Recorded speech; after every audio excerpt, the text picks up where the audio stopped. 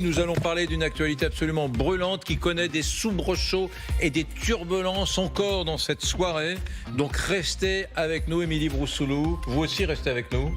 Ah mais oui, je suis là, je ne bouge pas. Il y a des petits traits d'humour comme ça, même quand l'actualité est dramatique. Vous en faites pas. Ouais. Bonsoir Eric. Alors, nous sommes avec Elie Korchia, président du Consistoire Central de France. Merci d'être avec nous. Gallagher Fenwick, grand reporter. Il connaît bien le Proche-Orient, est avec nous. Nous sommes également sur ce registre avec une autre grand reporter, Anne Niva, qui connaît bien le Proche-Orient également. Michel Goya, consultant militaire à LCI. Merci d'être avec nous, mon colonel. Nous sommes également avec Renaud Pila, éditorialiste politique à LCI. Bonsoir Renaud.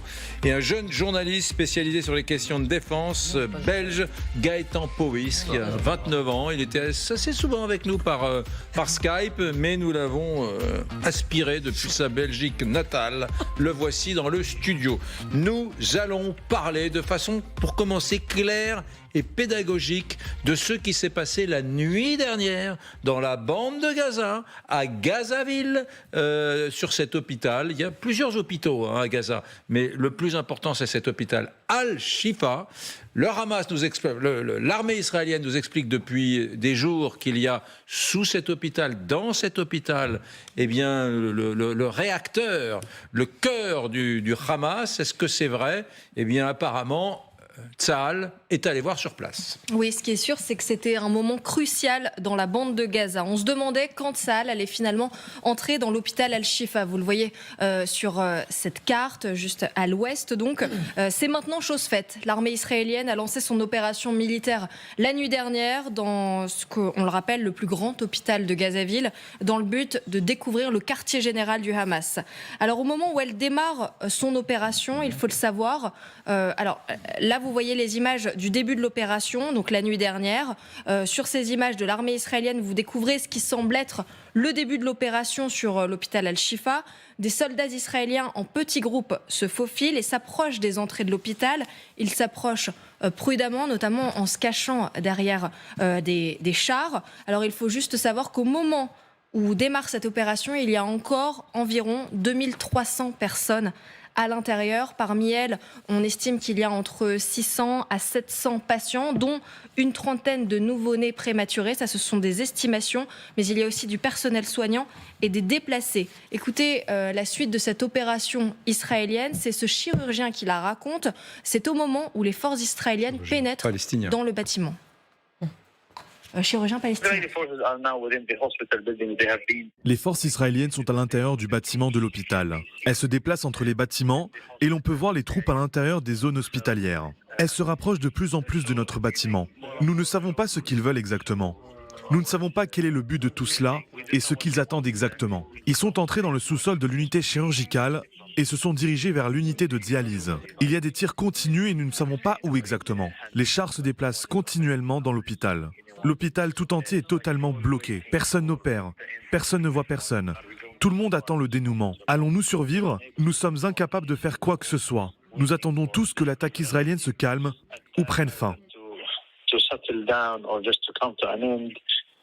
Voilà, alors on a aussi un témoignage d'un journaliste de l'AFP qui est présent dans l'enclave en ce moment, qui raconte que des dizaines de soldats israéliens, certains cagoulés, ont tiré en l'air et ont ordonné aux familles réfugiées dans l'hôpital de se rendre. Toujours selon ce même journaliste, une fois dans l'hôpital, les soldats israéliens ont ordonné aux civils à l'intérieur, donc à tous les hommes de 16 ans et plus, de lever les mains en l'air et de sortir des bâtiments vers la cour intérieure. Alors en seulement quelques minutes, il raconte qu'il y a un millier de personnes qui obéissent aux ordres et qui se retrouvent dans la cour de l'hôpital.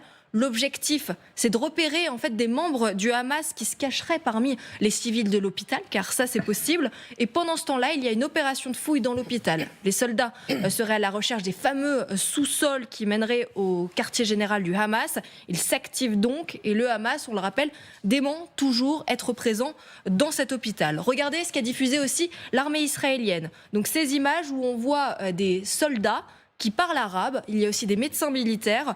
C'est comme cela qu'ils sont présentés. En tout cas, ils apportent du matériel médical, des médicaments, de la nourriture pour bébés et une trentaine de couveuses pour les nouveau-nés prématurés qui se trouvent encore dans l'hôpital. Écoutez également le porte-parole de Tsahal qui décrit cette opération. Imaginez-vous un instant des équipes qui avancerait pas à pas dans des endroits que nous découvrons pour la première fois. On a du renseignement, mais on n'est pas sur place, avec des éléments qui paraissent parfois être des éléments tout à fait simples et civils, qui peuvent être des bombes, qui peuvent être des pièges. Et l'hôpital, depuis des années, est utilisé comme base militaire par le Hamas. Donc c'est du travail de fourmi, du travail très minutieux et extrêmement lent. Pour la première fois dans ce genre d'opération, vu que c'est un hôpital, des équipes médicales israéliennes avec des médecins militaires qui sont avec les forces spéciales. On a également des arabophones en assez grand nombre pour pouvoir faire le lien s'il y a besoin entre les forces israéliennes et les patients. Et je disais encore qu'il y a un dialogue, il y a non pas une collaboration, n'est-ce pas, mais il y a une relation avec la direction de l'hôpital pour s'occuper de l'élément médical et l'élément également du personnel médical. Alors ce qui est intéressant, c'est qu'en début de soirée, en fin d'après-midi, l'armée israélienne a publié des vidéos dans lesquelles elle montre tout simplement ce qu'elle a filmé, ce qu'elle a vu dans les soubassements, dans les entrailles, dans les tunnels, dans les salles obscures qu'il y avait à l'hôpital et également sous l'hôpital. Voilà, c'est pas extrêmement riche, mais il y a des choses assez intéressantes à regarder. Voici la première de ces vidéos commentées, expliquées par un porte-parole de l'armée israélienne. Je ne sais pas quand ça a été utilisé pour la dernière fois, mais c'est définitivement un IRM. Et si vous me suivez derrière, je vais vous montrer ce que nos troupes ont découvert à l'instant. En termes militaires, c'est un grab bag, prendre et partir, d'un combattant du Hamas. Si vous zoomez et que vous l'éclairez, vous pourrez voir de l'équipement militaire. Il y a un AK-47, des cartouches, des munitions, il y a des grenades ici, des uniformes bien sûr. Tout ceci était caché derrière l'IRM. Et de l'autre côté, nous avons trouvé un sac à dos avec de la technologie à l'intérieur, dont un ordinateur. Intéressant. Ce ne sont pas des tunnels, hein. Ce sont des pièces qui sont sous l'hôpital, mais qui sont consubstantielles à ce bâtiment. Donc attention, j'ai dit tout à l'heure des tunnels, des soubassements, c'est sous l'hôpital, mais ça fait partie de l'hôpital. Ça, c'était la première vidéo. Regardez la seconde vidéo que nous a montrée Tsahal, l'armée israélienne, cette soirée. Nous avons essayé de découvrir les caméras, mais toutes ont été obstruées. Vous pouvez voir du scotch noir qui les recouvre. Et lorsque nos troupes ont ouvert ce placard, qui se trouve dans la partie principale de la clinique, voici ce qu'elles ont trouvé. Le contenu du sac est un kit militaire complet pour un terroriste du Hamas. Une grenade active, des munitions, une veste de combat avec des insignes, des bottes et bien sûr des uniformes. Et enfin, mais pas des moindres, un AK-47 standard. Le tout se trouve à l'intérieur de l'hôpital, caché dans une zone sécurisée. Voyons ce que nous avons trouvé à l'intérieur de cette même armoire. Il y a un insigne militaire, un couteau. Pour ceux d'entre vous qui lisent l'arabe, vous serez en mesure de comprendre ce qui est écrit ici. Mais c'est Hamas, l'aile militaire. Bien sûr, une veste avec de l'équipement et comme toujours, l'équipement standard de l'AK-47 à saisir et à emporter. Le dernier élément qu'il sera certainement très intéressant d'analyser est un ordinateur portable. Nous l'avons trouvé dans la salle IRM. Voici à quoi il ressemble. Je ne sais pas à qui il appartient, mais je sais qu'il est analysé par nos services de renseignement. Des communications radiotactiques que nous analyserons, de nombreux disques qui seront analysés et un ordinateur qui, à première vue, fournit déjà beaucoup de preuves incriminantes.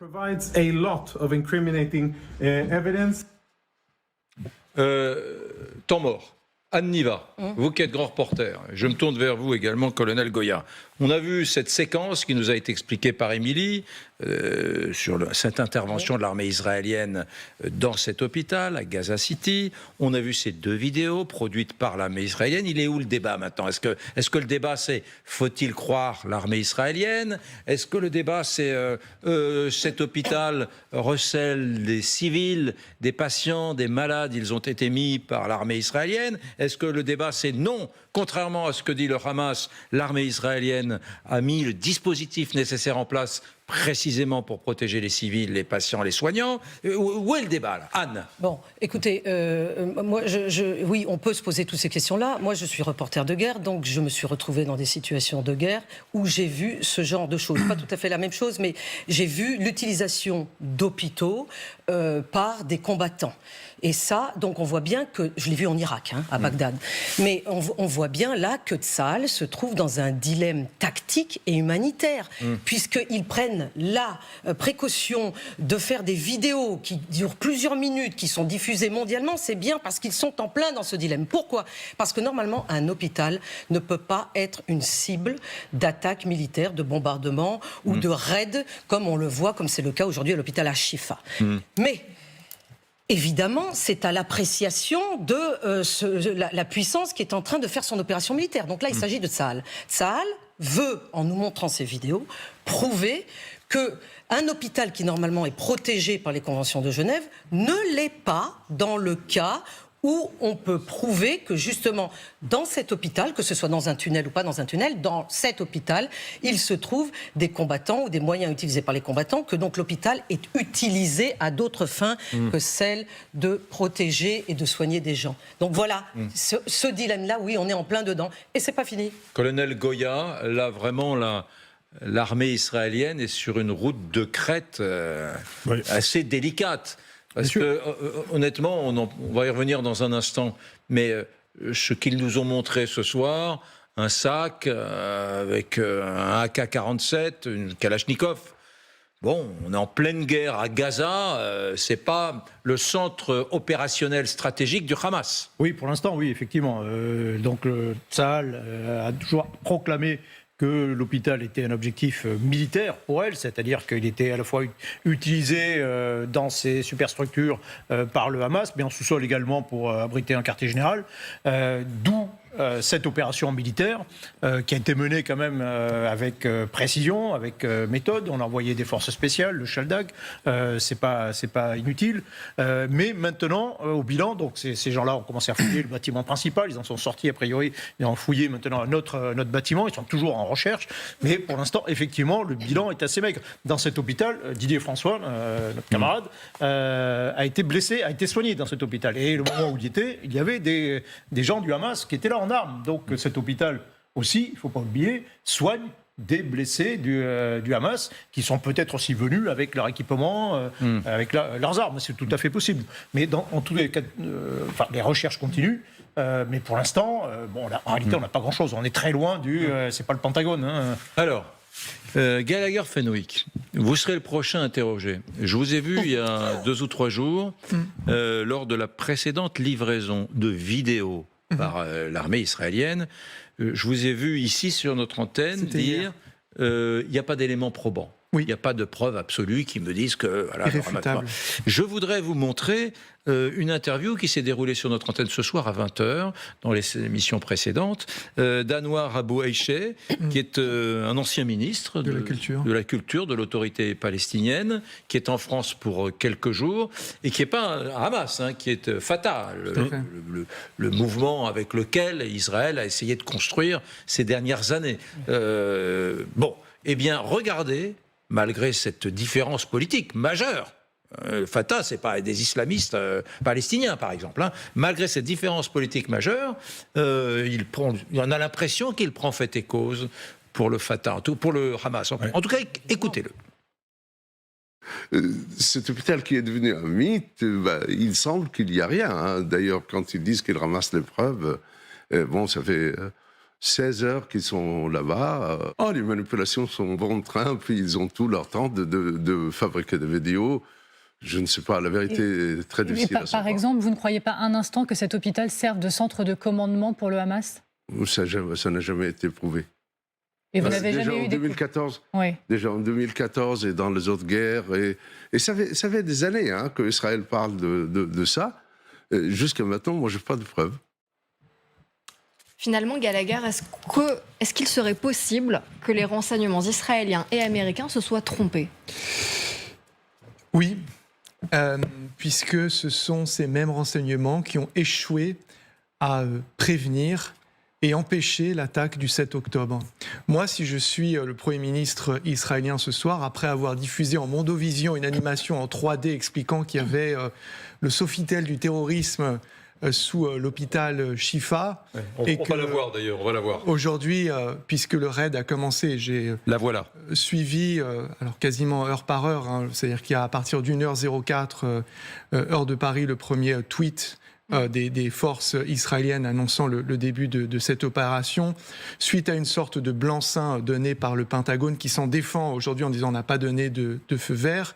Si je suis le Premier ministre israélien, je convoque les chefs des services de renseignement, je les envoie avec des téléphones satellitaires dans l'hôpital Shifa et je leur dis vous restez là-bas jusqu'à ce que vous me donniez ce que vous m'avez annoncé et ce qu'on a annoncé au monde entier. Il y a eu beaucoup de capital politique israélien et américain dépensé sur cette histoire, celle de l'hôpital Al-Shifa. Il est 22 heures, on va être près de 24 heures après le lancement de ce raid, qui est un succès tactique, parce qu'il n'y a pas eu de bain de sang à ma connaissance dans l'hôpital. Donc de ce point de vue-là, effectivement, on est sur des soldats qui sont des commandos qui ont su gérer cela sans provoquer ce qui était craint d'abord par l'administration américaine et en premier lieu évidemment par les civils et les blessés qui sont à l'intérieur.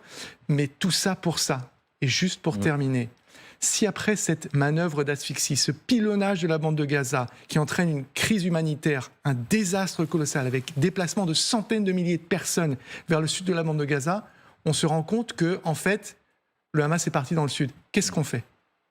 Qu'est-ce qu'on fait, oui. D'ailleurs, vous avez parlé des Américains tout à l'heure avec Renaud. On a sélectionné l'embarras sur le plan diplomatique, relatif embarras des Américains depuis ces dernières heures. On vous a sélectionné des petites pépites assez intéressantes qu'on vous montrera. Mais d'abord, je voudrais vous entendre, Élie Korchia. Juste avant de parler de l'hôpital Al-Shifa, de cet homme-là qui était sur notre antenne, ministre de la Culture du Fatah, pas Hamas, de l'autorité palestinienne pendant des années.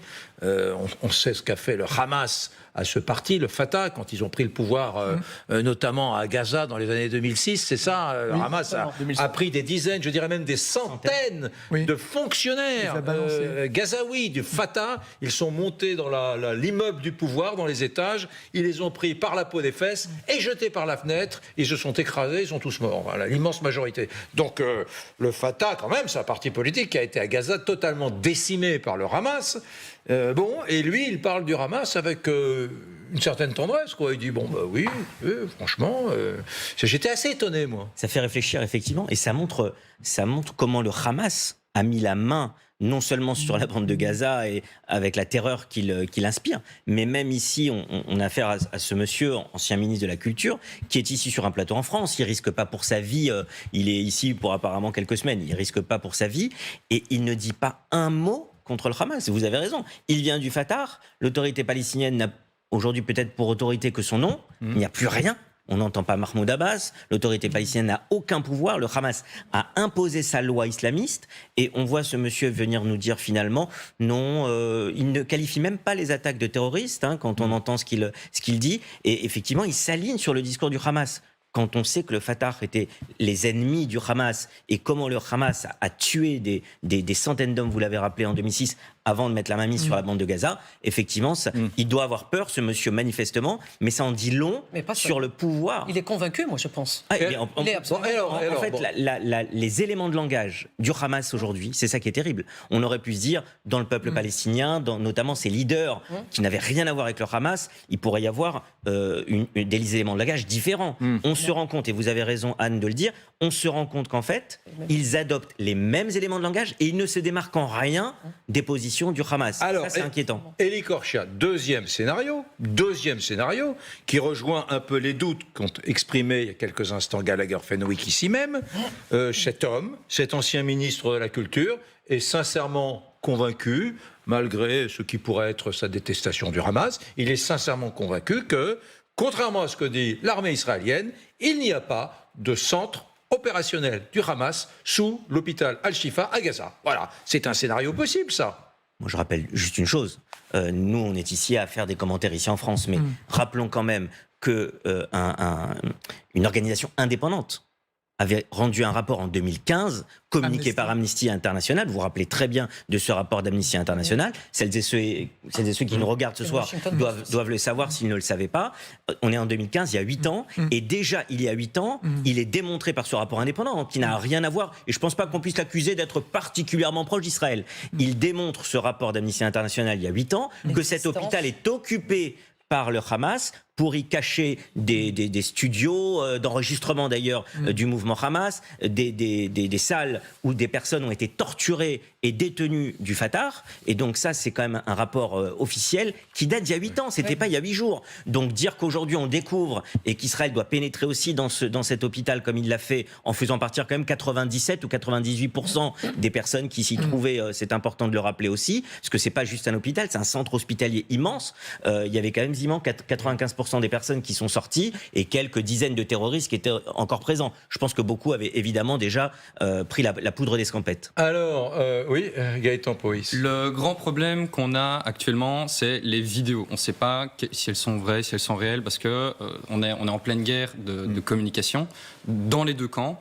On a une vidéo cependant qui a été confirmée, qui a été géolocalisée, une vidéo publiée par un drone israélien, où on a réellement des tirs de RPG, donc des armes anti-chars, depuis... Alors, ce ne sont pas des tirs qui émanent directement depuis l'hôpital, mais en tout cas devant la porte d'entrée de l'hôpital. Donc, je veux dire, c'est clair que si ce n'est pas dans l'hôpital, il y a en tout cas quelque chose... Il y a une enceinte qui est assez vaste, avec deux parkings. Il y a une enceinte de l'hôpital Al-Shifa qui est assez vaste, où je retrouve... 5 hectares. 5 hectares, voilà, c'est ça. 5 hectares, d'accord. Ouais. Ah oui, donc cette information... Donc c'est ça, oui, là, il y a une vidéo, la vidéo qui a été publiée il y a 2 jours par les forces armées israéliennes, c'est confirmé, c'est sur l'hôpital Al-Shifa, où on a un tir, 2 ou 3 tirs de lance-roquettes depuis l'enceinte d'Al-Shifa. Maintenant, ça ne confirme pas, mais en tout cas, il y a du Hamas. On voit sur cette image... Nous avons la régie la plus rapide de l'histoire de l'humanité, qui est à quelques mètres d'ici, qui a retrouvé, alors que vous l'évoquiez à l'instant, l'enceinte cerclée de rouge de l'hôpital Al-Shifa dans Gaza. Renaud Pila, quand on a préparé cette émission tout à l'heure avec Émilie, on vous a dit la partie diplomatique avec les États-Unis... la diplomatie, c'est ennuyeux. Alors vous êtes roulé par terre. C'est vous qui avez dit ça. Oui, mais franchement, on a failli le convaincre. Non, on a essayé de le convaincre. Et vous êtes roulé par terre en disant, mais non, pas du tout. Alors là, surtout pas. C'est passionnant parce que c'est très important. Les Américains sont pas très à l'aise dans leur basket aujourd'hui. Hein. C'est ça l'idée générale. Oui, non. L'idée, c'est de voir à quel point il peut y avoir des dissensions entre l'allié historique d'Israël, qui sont les États-Unis, et l'équipe Netanyahou. Parce que ça se tend chaque jour. La communauté internationale, effectivement, est aux aguets, mais ce qu'il y a de nouveau, en tout cas ce qu'il y a de très important pour Israël, ce sont les États-Unis. Biden surveille, comme un lait sur le feu, si je peux me permettre, cette opération, parce qu'il sait très bien, et il l'a dit, ne commettez pas, il l'a dit à Netanyahou, ne commet pas les mêmes erreurs que les États-Unis ont fait après le 11 septembre, où on s'est mis à dos quasiment 80% de la planète avec l'Irak. Ne faites pas les mêmes erreurs. Et donc, les États-Unis regardent heure par heure, je peux vous dire heure par heure, l'opération pour voir s'il n'y a pas des débordements qui sont, je dirais, outranciers en dehors des règles de la guerre. Oui. Hier soir, John Kirby l'Américain dit, on a des preuves. Alors, oui, il y a un centre de commandement sous l'hôpital. Donc on se dit, bon, la Maison-Blanche valide. Qu'est-ce qui se passe? Alors, cet après-midi, non, on n'a pas donné le feu vert. Ouais. On n'a pas donné le feu vert. Il se dédouane. Ouais. Bah, donc, regardez, on va juste regarder précisément ce qu'il a dit, le porte-parole du Conseil de sécurité nationale. Les États-Unis n'ont pas donné leur accord aux opérations autour de l'hôpital Al-Shifa. Il faut faire particulièrement attention lorsque l'on parle d'hôpitaux. Et ça, il l'a dit aux alentours de 18h aujourd'hui. Et Netanyahou qui répond. Non, mais c'est majeur. Ouais, les États-Unis n'ont pas donné leur accord aux opérations autour de l'hôpital Al-Shifa. Pourquoi ils font cette précision? Ça ressemble à un gros dégonflage.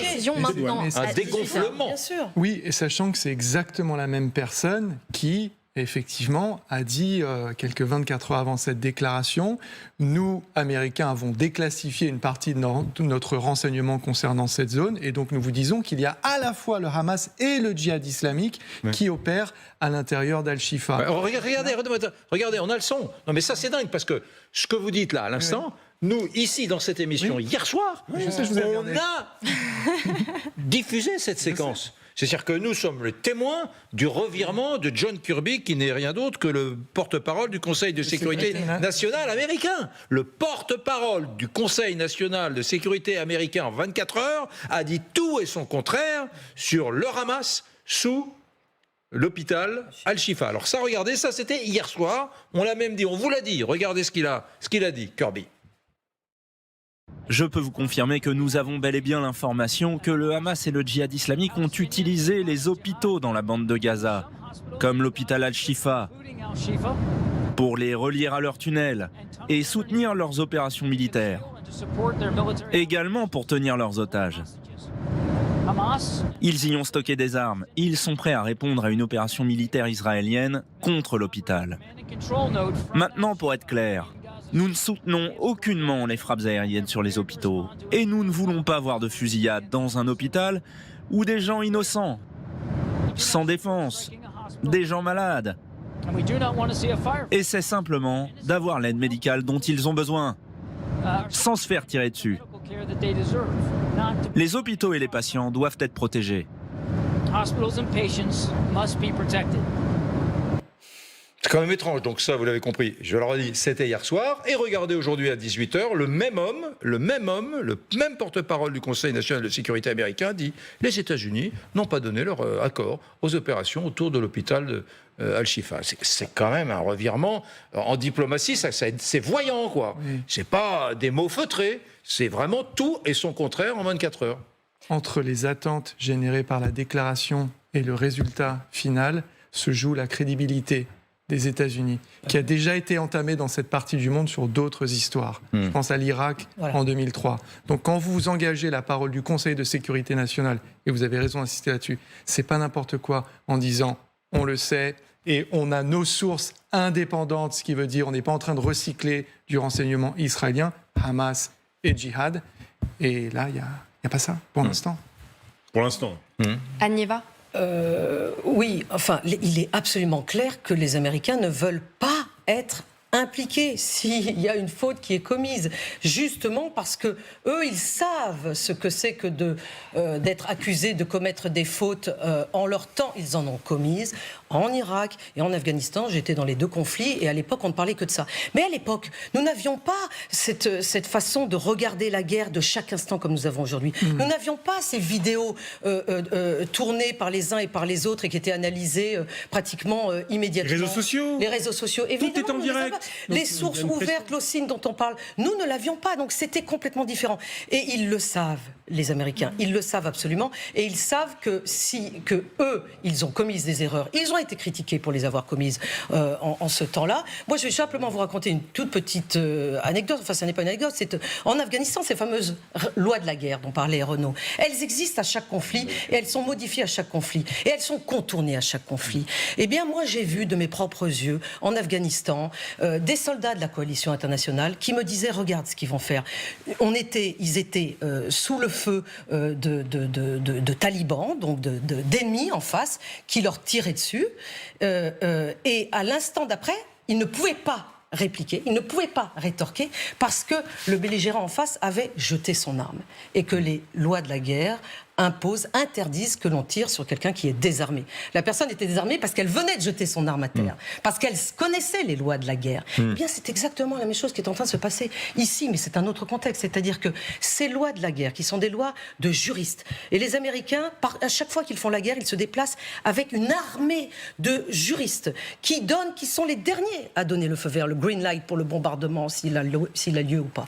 Bon, donc ils savent mieux que quiconque à quel point c'est difficile de mener la guerre. Et aujourd'hui, depuis hier, depuis cette opération à cet hôpital à Shifa, on est en plein dedans. Donc je ne suis pas tout à fait étonnée de ce retournement qu'on a raison de souligner, mais qui montre que les États-Unis ne veulent pas faire partie d'une erreur, si erreur il y a. Quant au Hamas, lui, il joue sa partition. Oui, il s'est exprimé aussi aujourd'hui à propos des opérations de l'armée israélienne. Alors il ne mâche pas ses mots, il accuse Israël et les États-Unis de génocide. Écoutez.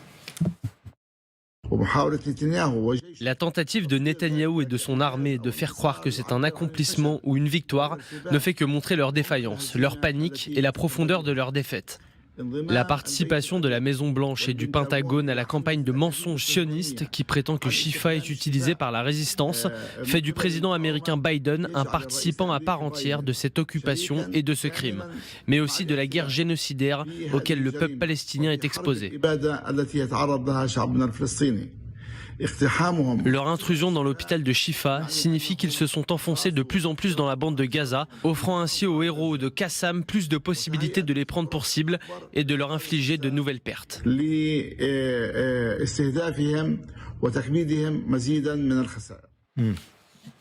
Voilà, bon, le Hamas, sans surprise. Elie Korchia qui a envie de réagir forcément sur... Petite réaction quand même par rapport à sur les déclarations du Hamas. Simplement pour rappeler deux choses qui sont dans leur logique de propagande terroriste, c'est clair. Mais quand on parle de génocide ou de choses comme ça, moi je voudrais rappeler le souvenir de deux personnes qui ont été identifiées près de 5 semaines après qu'on ait retrouvé leurs traces. On ne savait pas si elles étaient vivantes, on pensait qu'elles étaient otages. Des victimes du 7 octobre, deux femmes. Une jeune femme de 19 ans, Roni Echel, jeune soldate, qui avait été en opération dans le kibbutz pour voir le 7 octobre comment elle pouvait sauver des civils, sauver des victimes, et qui s'est faite... on pensait qu'elle était otage. On a découvert finalement 5 semaines après que son corps avait été tellement supplicié. Il a fallu que les archéologues, au bout de 5 semaines, démontrent qu'elle n'était pas otage, qu'elle était morte. Elle fait figure aujourd'hui des victimes. Et la deuxième femme, elle avait 74 ans. C'était Viviane Silver, une des femmes, pour celles et ceux qui nous regardent, qui était une des femmes les plus engagées dans le processus de paix. C'était la fameuse association dont elle était la leader, Femmes pour la paix. Et cette femme de 74 ans, canadienne d'origine et israélienne bien évidemment, qui habitait à quelques kilomètres de Gaza parce qu'elle allait régulièrement avec les Gazaouis, à 800 mètres. Elle était constamment à Gaza pour prôner la paix, pour prôner le dialogue entre Israël et Gaza, une des figures de la paix. Elle a été tellement massacrée, cette femme, qu'il a fallu, elle aussi, 5 semaines. Et ce n'est qu'en début de semaine qu'on a découvert, à travers les restes que les archéologues ont dû analyser, on a enfin découvert que Viviane Silver faisait partie aussi des victimes. Alors quand on entend la propagande terroriste, je pense que c'était deux choses à rappeler. Dans le prolongement de ce que vient de dire Monsieur le Président, je pense que c'est important de parler de Viviane Silver précisément à cause de ce qu'elle portait. Parce que la victime de cette histoire, c'est aussi ça. C'est le processus de paix, c'est la possibilité d'une solution politique. Il se trouve que j'ai longuement échangé avec son fils, Jonathan Zeigen, qui habitait à Tel Aviv, qui est forcément dévasté, avec ses 3 enfants, dont il me disait qu'il les néglige en ce moment tant il est triste. Et je lui ai demandé ce qu'il avait dans le cœur. Et il m'a dit... Le fils de Viviane Silver, 74 ans, dont il pensait, il a pensé pendant des semaines. Au début, il a pensé qu'elle était morte. Après, il a pensé, parce qu'elle n'avait pas été identifiée, qu'elle était peut-être prise en otage. Il n'en avait pas la confirmation. C'est une femme pleine d'humour. Donc, il me disait qu'il imaginait qu'elle était en train de gronder les ravisseurs parce qu'ils maltraitaient les gens autour d'elle, etc. Mais je lui ai demandé ce qu'il avait dans son cœur par rapport à cette situation, vu la voix qu'elle, sa maman et lui ont emprunté, celui de la paix, du dialogue. Et il m'a dit, les Israéliens de gauche, qui habitent à 800 mètres de la bande de Gaza, et qui, si vous voulez, se baladaient entre Jérusalem et Jéricho pour faire se rencontrer Israéliens et Palestiniens. Des anti-Netanyahou et, comme on dit en Israël, des pro-palestiniens, favorables à l'instauration d'un État palestinien. Oui, avec des beaucoup d'Israéliens qui sont sur cette voie-là. Oui, bien sûr, et ce sont eux qui sont en première ligne et qui ont été massacrés et martyrisés le 7 octobre dernier dans le cadre des attaques terroristes. Pourquoi est-ce que je parle de lui ? Parce que tout à l'heure, on a passé un petit peu de temps sur Anwar Aboueché. Vous pouvez trouver qu'il ne sent pas bon, Anwar Aboueché, mais ce que nous disait Viviane Silver, paix à son âme, et ce que me dit Jonathan Zeigen, l'ancien ministre de la Culture palestinien du Fatah, qui est en ce moment à Paris et qui était sur notre antenne à 20h. C'est qu'il faut faire la paix. Et vous n'allez pas la faire avec le Hamas. Si vous excluez l'autorité palestinienne parce que vous trouvez qu'ils ne sont pas suffisamment bons pour vous, alors vous la faites avec qui? Et me disait, j'en termine par là, Jonathan, plutôt que de me dire la paix, on l'enterre, c'est terminé, il n'y en aura jamais, il me disait exactement l'inverse. Il est plus urgent que jamais de la faire et de la poursuivre. Après, ce que sa maman, qui a porté ça toute sa vie, a subi, j'ai trouvé que c'était d'un courage particulièrement fort. Et je note, dans les dialogues que j'ai à la fois côté palestinien et côté israélien, qu'en ce moment, ce sont précisément ceux qui souffrent le plus, qui ont le plus de courage et qui appellent le plus à la paix, et pas à la vengeance. Le Hamas, on vient d'entendre à l'instant la réaction d'un des militants du Hamas qui parle de génocide. Le Hamas a une politique de communication très précise sur l'hôpital Al-Shifa et explique qu'il y a des populations qui sont extrêmement fragiles. Le Hamas parle de 700 patients qui sont en danger. Voilà, le problème, ce ne sont pas les médecins, mais les patients. S'ils sont abandonnés, ils mourront. S'ils sont transférés, ils mourront en chemin. Nous parlons, dit le Hamas, de 700 patients. Et ça a été repris par un responsable de l'Organisation mondiale de la santé qui nous parle justement de cet hôpital Al-Shifa mis en danger par l'opération israélienne. L'incursion militaire israélienne dans l'hôpital Al-Shifa de la ville de Gaza est totalement inacceptable. Les hôpitaux ne sont pas des champs de bataille. Nous sommes extrêmement inquiets pour la sécurité du personnel et des patients. Il est primordial de les protéger. L'OMS a perdu le contact avec le personnel de santé de l'hôpital Al-Shifa. Mais une chose est claire, en vertu du droit humanitaire international, les établissements de santé, le personnel de santé, les ambulances et les patients doivent être sauvegardés et protégés contre tous les actes de guerre. À ce stade de l'émission, j'ai une question à poser. Qu'a fait Israël aux ONG, à l'ONU, aux grandes instances internationales qui manifestement supportent pas Israël? Quand j'entends l'OMS, alors bien sûr, l'OMS est dans son jeu. Quand l'OMS dit attention, c'est un hôpital, ne faites pas n'importe quoi, mais on sent quand même qu'il y a un sous-jacent côté OMS, côté, je sais pas, Amnesty International, et surtout côté ONU. Mais si. Ah bah alors là, moi Israël ne respecte pas les résolutions. D'abord, on y va. Vous êtes d'accord ou pas avec ce que je dis? Moi, il y a juste un point que je voudrais dire. Où sont les ONG? Où est la Croix-Rouge, notamment sur un point principal, il faut rappeler aujourd'hui parce qu'il est essentiel, ce sont les 240 otages. On a 240 vies humaines, 240 otages, des bébés jusqu'aux personnes âgées qui sont actuellement sous terre, cachés par le Hamas, qui les bouge d'un endroit à l'autre. Et vous avez vu les images d'un autre hôpital, l'hôpital Rantissi hier, où il y aurait des éléments de preuve qui démontreraient que des otages ont pu passer là-bas. Que fait la Croix-Rouge? Que font ces belles ONG? Alors qu'on a 240 otages, personne aujourd'hui ne se préoccupe de la santé et même de savoir s'ils sont vivants, ces otages. Deuxième question, vous êtes d'accord qu'il y a un problème avec l'ONU? Oui, bien sûr. Mais pourquoi? C'est quoi le sujet? Mais malheureusement, dites-le-moi franchement, dites-le-moi franchement, sans langue de bois, pourquoi l'ONU est aussi dure avec l'Israël? C'est parce que l'ONU n'aime pas le très droitier Netanyahou? Pour quelle raison? Non, mais c'était même avant Netanyahou, ça ne dépend pas que de Netanyahou. Je pense qu'il y a une politique aujourd'hui qui est celle de l'ONU, qui existe depuis un certain nombre d'années et qui fait que lorsqu'on a des résolutions, notamment une des résolutions récentes qui n'avait pas donné un mot ni sur les otages ni sur les massacres du 7 octobre, qui a vraiment choqué énormément de monde. Quand on a vu cette résolution, on s'est dit qu'à un moment donné, il n'y a plus grand-chose. En tout cas, la résolution russe. Exactement, mais qui avait été relayée. Il n'y a plus grand-chose, en tout cas du côté d'Israël, à attendre de l'ONU. Attendez, il faut quand même être honnête. Les trois principales résolutions depuis des décennies sur l'occupation ne sont pas respectées par Israël. Donc il y a un conflit qui est ouvert.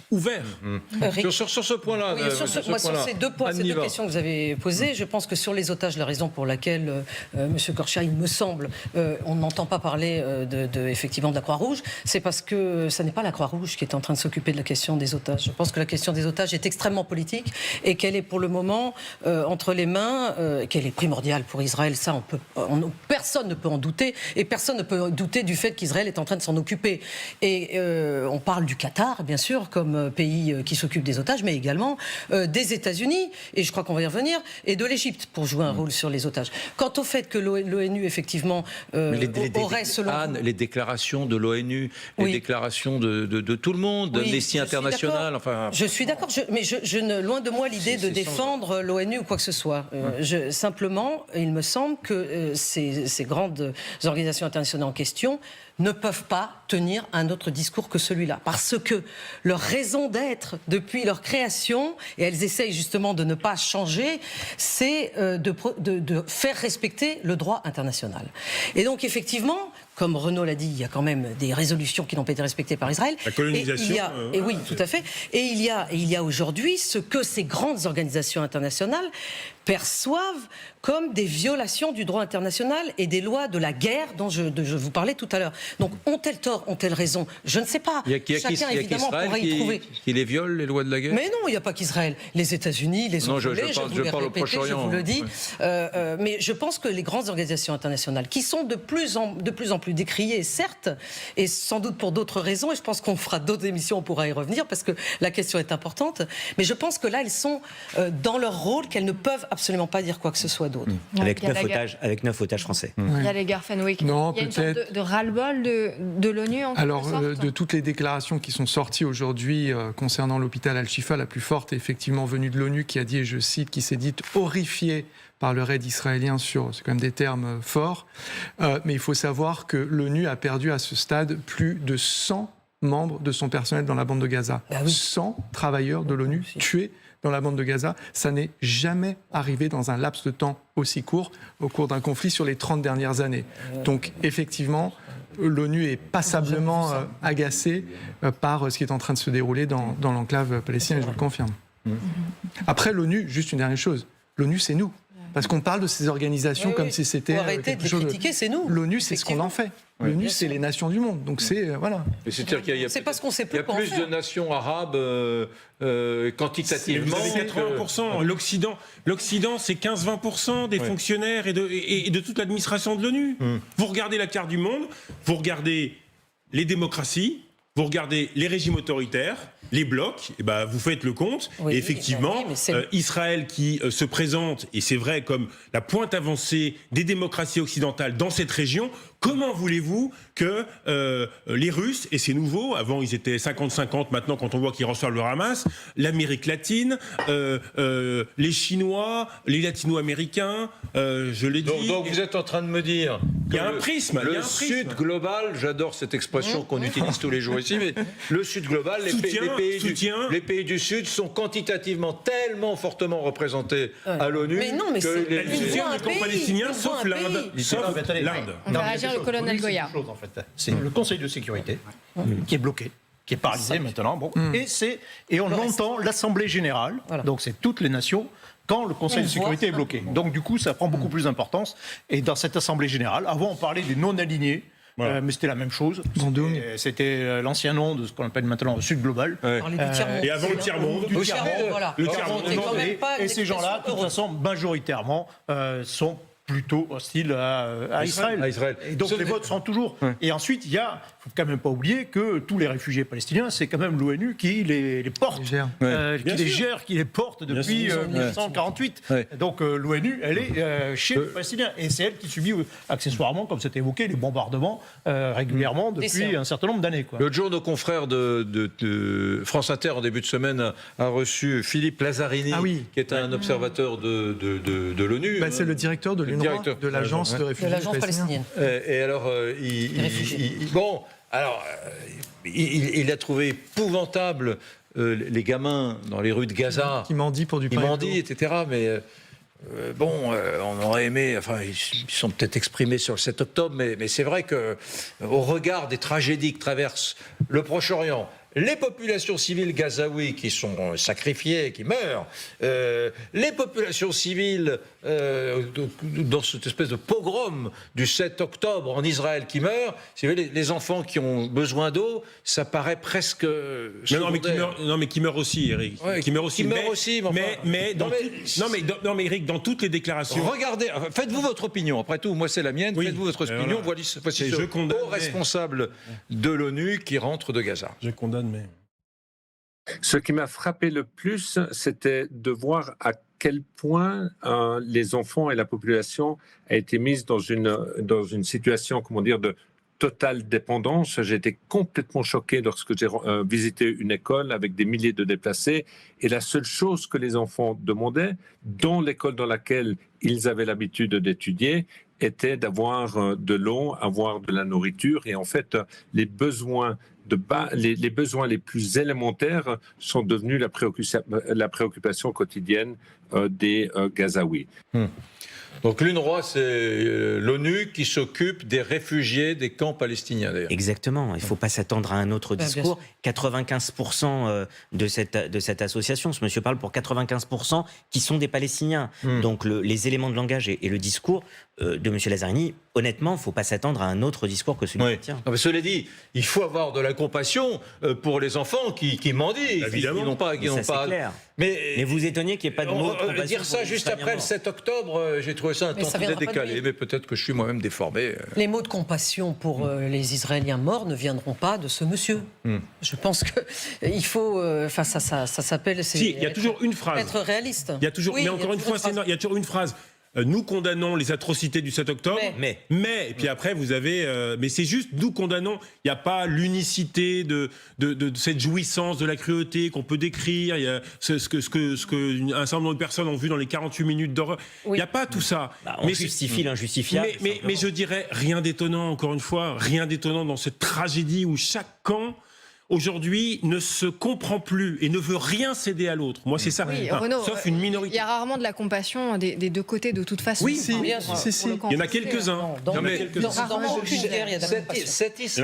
Cet Israël-là, héritier des années de l'indépendance de 1948, qui était un Israël, il faut le dire clairement, socialiste, un projet sioniste, socialiste, humaniste, laïque, à bien des égards, laïque. Oui, on n'y est plus. Non, mais cet Israël-là, il n'existe plus. A-t-il une chance de réexister un jour, alors que le monde se durcit, alors que maintenant l'équation elle est confessionnelle. C'est la vraie question. Ça se résume à les musulmans contre les juifs.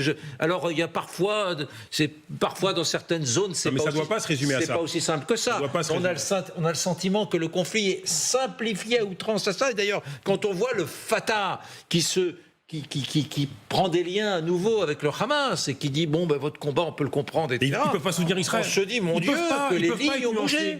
Les lignes ont bougé. On a le sentiment que oui, c'est les musulmans contre les juifs et que ce conflit se résume à cela. Non, c'est pas les musulmans contre les juifs. C'est le fait que la question palestinienne n'a pas été réglée. C'était tellement plus complexe avant. Et je suis en train de penser que ça se simplifie bougrement. Ce sont les médias sociaux qui simplifient bougrement. Mais tout reste extrêmement complexe quand on est sur le terrain. Et puis on est dans évidemment, tout est très politique. Aujourd'hui, vous l'avez dit, Israël d'aujourd'hui, le gouvernement d'Israël aujourd'hui, évidemment, n'a rien à voir avec ce que c'était dans les années précédentes, puisqu'aujourd'hui, on est quand même avec un gouvernement où il y a plusieurs ministres d'extrême droite, notamment ce ministre qui s'appelle Bezalel Smotrich, qui est le ministre des Finances, et qui a quand même suggéré il y a plusieurs jours, ça a été répété par le Wall Street Journal et par deux autres députés israéliens, que l'Europe recueille les réfugiés palestiniens qui sortiraient de Gaza soient recueillis chez nous en Europe. Donc est-ce que ça serait un impératif moral d'accueillir chez nous en Europe ces réfugiés qui viendraient de Gaza ou pas? En tout cas, c'est une petite chanson qui commence à monter de la part de certains politique bien sûr, en Israël. Mais ne soyons pas étonnés, ça s'appelle la politique. Tout le monde essaye de profiter de la situation.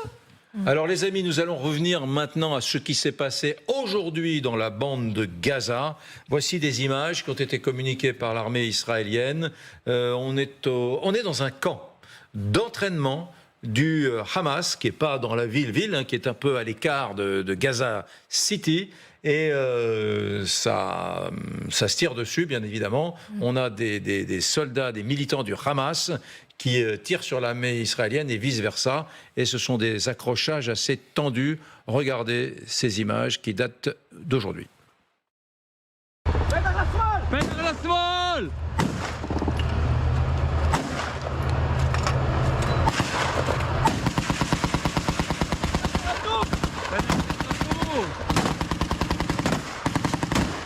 زيوت اليوفير خلات بهم ثلاثة زيوت اليوفير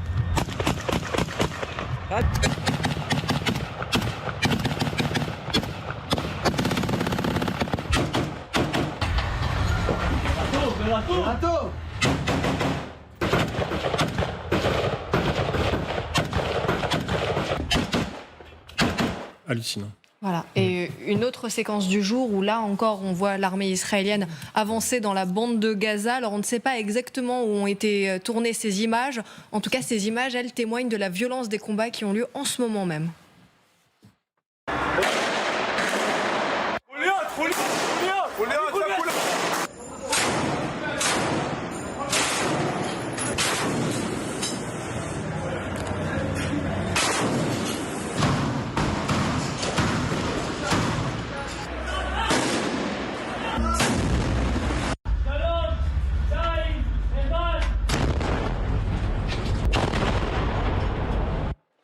Donc, effectivement, on a vu on a vu l'hôpital Al-Shifa avec, c'était assez calme. Ouais. Voilà. Là, on a vu des images en zone urbaine à l'instant et en zone camp d'entraînement. Ouais, c'est chaud. Bah, c'est du combat, je veux dire, c'est le combat d'infanterie, il n'y a aucune surprise dans tout ce qu'on voit. L'opération terrestre elle se déroule de manière tout à fait totalement prévisible et se passe plutôt bien d'ailleurs pour les Israéliens, de manière assez méthodique, assez lente. Et puis il s'agit de nettoyer l'ensemble de la zone.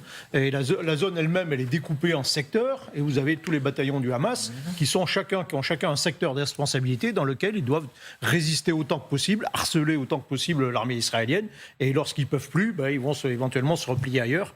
Mais il y a des combats, même dans les zones, quand on voit la carte, les zones qui étaient en bleu, je crois, qui sont occupées par les brigades israéliennes, il y a encore des combats, bien sûr. Et ça va durer un certain temps. Il ne faut pas oublier que moi, je pense que l'armée israélienne, pour l'instant, a fait le quart du boulot. Vous dites le quart, vous ? Oui, à peu près. Vous avez deux... quand on est militaire, on traduit toujours l'objectif politique, qui est généralement assez flou, en quelque chose de... Ça n'existe pas. On le donne à la fin. Non, mais voilà. Mais le flou, c'est la liberté d'action du politique. Ouais. Et donc, le militaire est quand même obligé de traduire un truc un peu plus concret, quoi. Donc, quand on dit qu'il faut détruire le Hamas, pour des militaires, on dit il faut contrôler totalement la zone pour que le Hamas n'existe plus, même en tant qu'État, ou proto-État. Et puis ensuite, il faut tuer le maximum, éliminer le maximum de combattants. Il y a peut-être, dans la zone nord, il y a 14 000, on estime qu'il y a 14 000 combattants du Hamas. Dans ce cas-là, il faut en éliminer 7 000, 8 000. Et puis comme ça, là, il y aura beaucoup moins de combats. Ils seront réduits à la clandestinité, ils seront grands ou ils seront enfuis. Là, on pourra considérer qu'on a gagné. Or, actuellement, on voit la carte, point de vue territorial, c'est pas encore ça, c'est très lent. On voit la carte, on voit la zone bleue.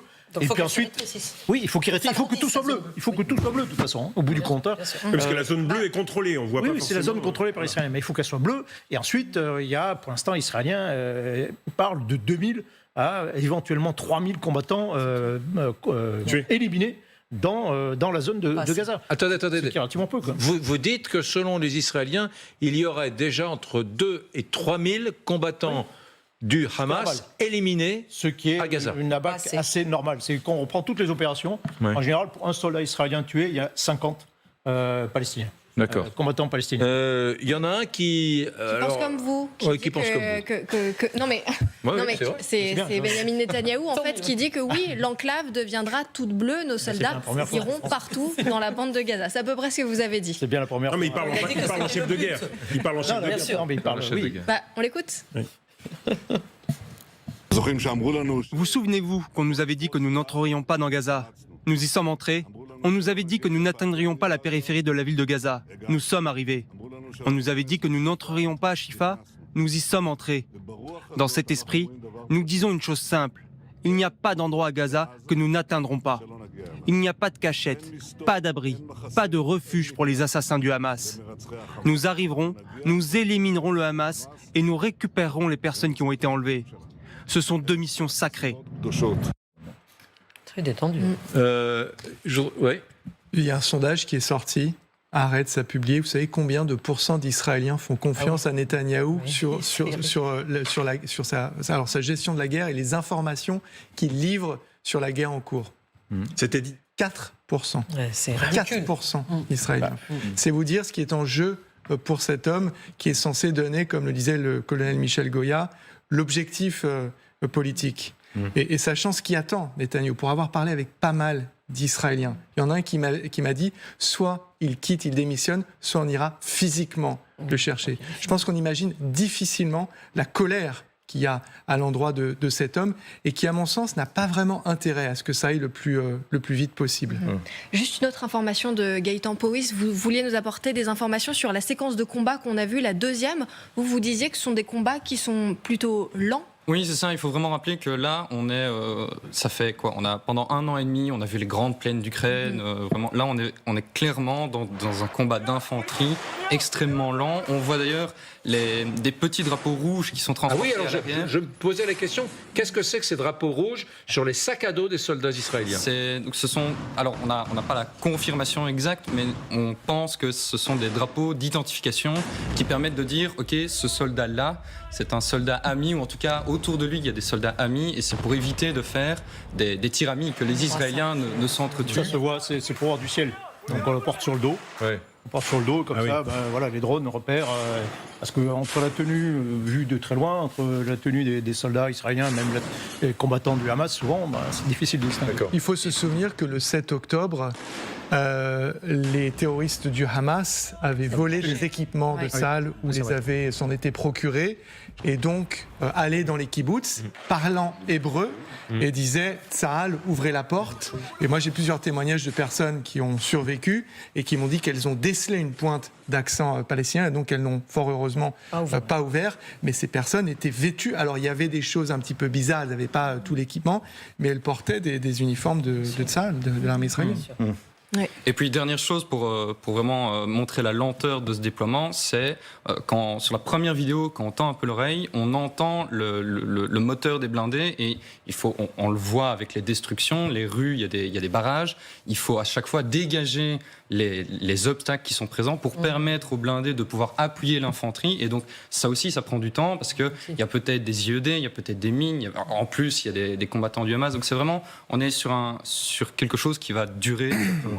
Et Tsahal a des super Caterpillar, non sérieusement, équipés de mitraillettes, avec les postes de commande grillagés, etc.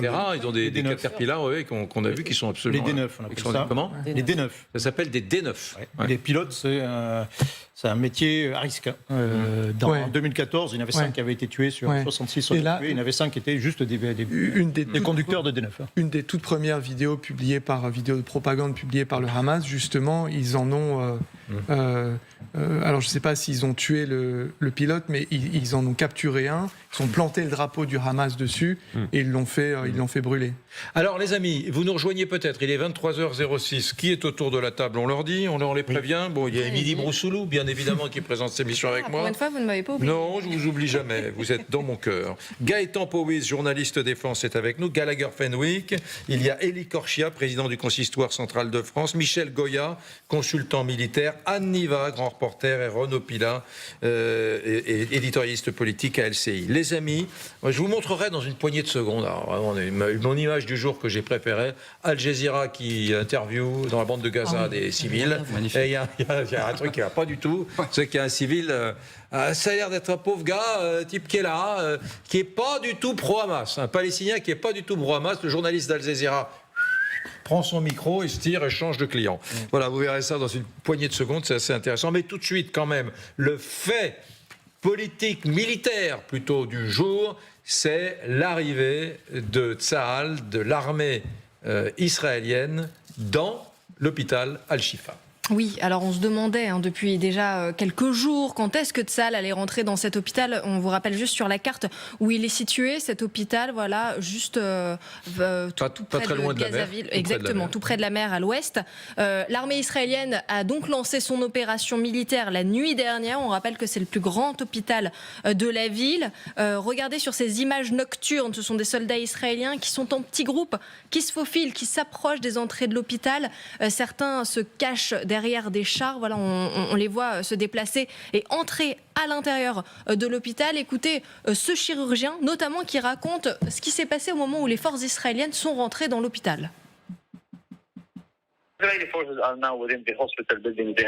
Les forces israéliennes sont à l'intérieur du bâtiment de l'hôpital. Elles se déplacent entre les bâtiments et l'on peut voir les troupes à l'intérieur des zones hospitalières. Elles se rapprochent de plus en plus de notre bâtiment. Nous ne savons pas ce qu'ils veulent exactement. Nous ne savons pas quel est le but de tout cela et ce qu'ils attendent exactement. Ils sont entrés dans le sous-sol de l'unité chirurgicale et se sont dirigés vers l'unité de dialyse. Il y a des tirs continus et nous ne savons pas où exactement. Les chars se déplacent continuellement dans l'hôpital. L'hôpital tout entier est totalement bloqué. Personne n'opère. Personne ne voit personne. Tout le monde attend le dénouement. Allons-nous survivre? Nous sommes incapables de faire quoi que ce soit. Nous attendons tous que l'attaque israélienne se calme ou prenne fin.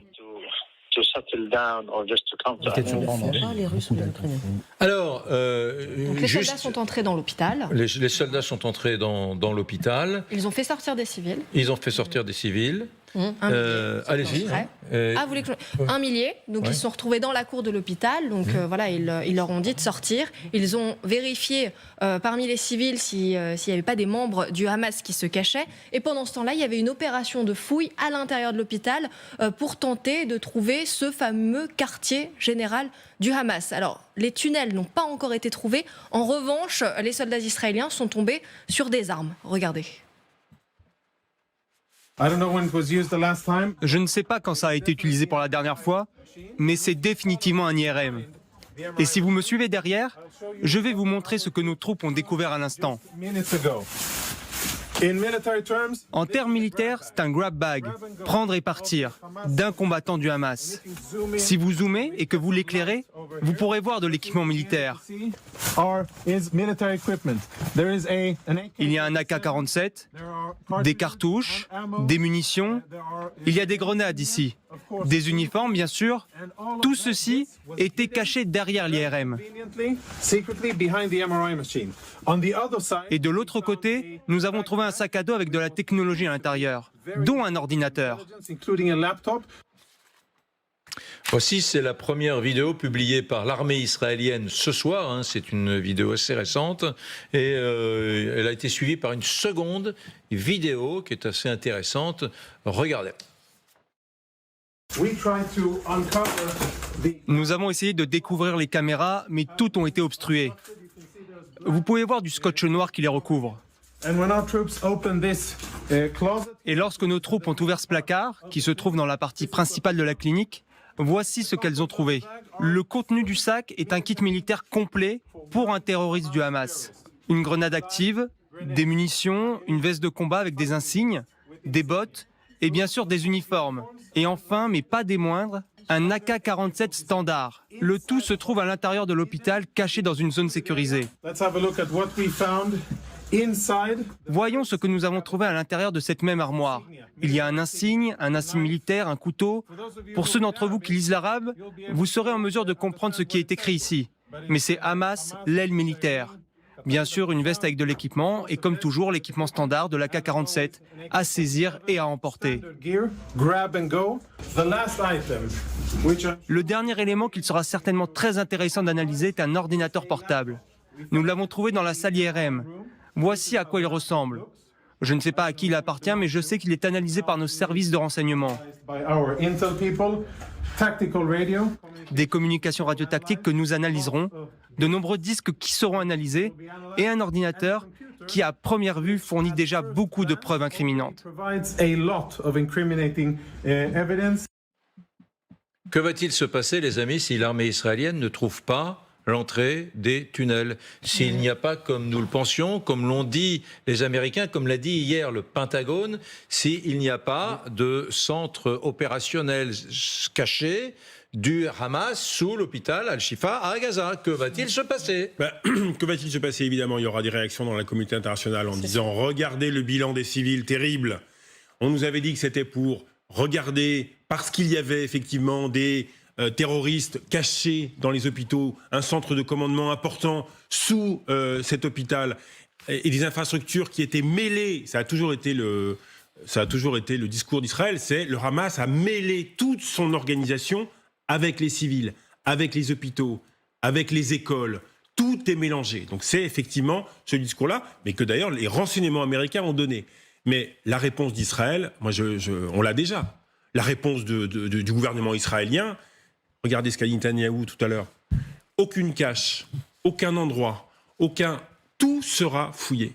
Tout sera fouillé. Et l'argument, ça va être de dire, écoutez, si on n'a pas vraiment trouvé ce qu'on cherchait, de toute façon, il fallait y aller pour voir. Oui, évidemment. C'est la logique. Donc, c'est pour ça qu'on a des logiques qui sont, sincèrement, qui ne se comprennent pas en ce moment. Il y a des logiques ici, en Europe, ou même aux États-Unis, qui disent, mais c'est pas normal, c'est pas comme ça que ça devrait se faire, c'est pas les règles de la guerre. Et puis, vous avez ce pays en guerre qui croit qu'un 7 octobre est encore possible.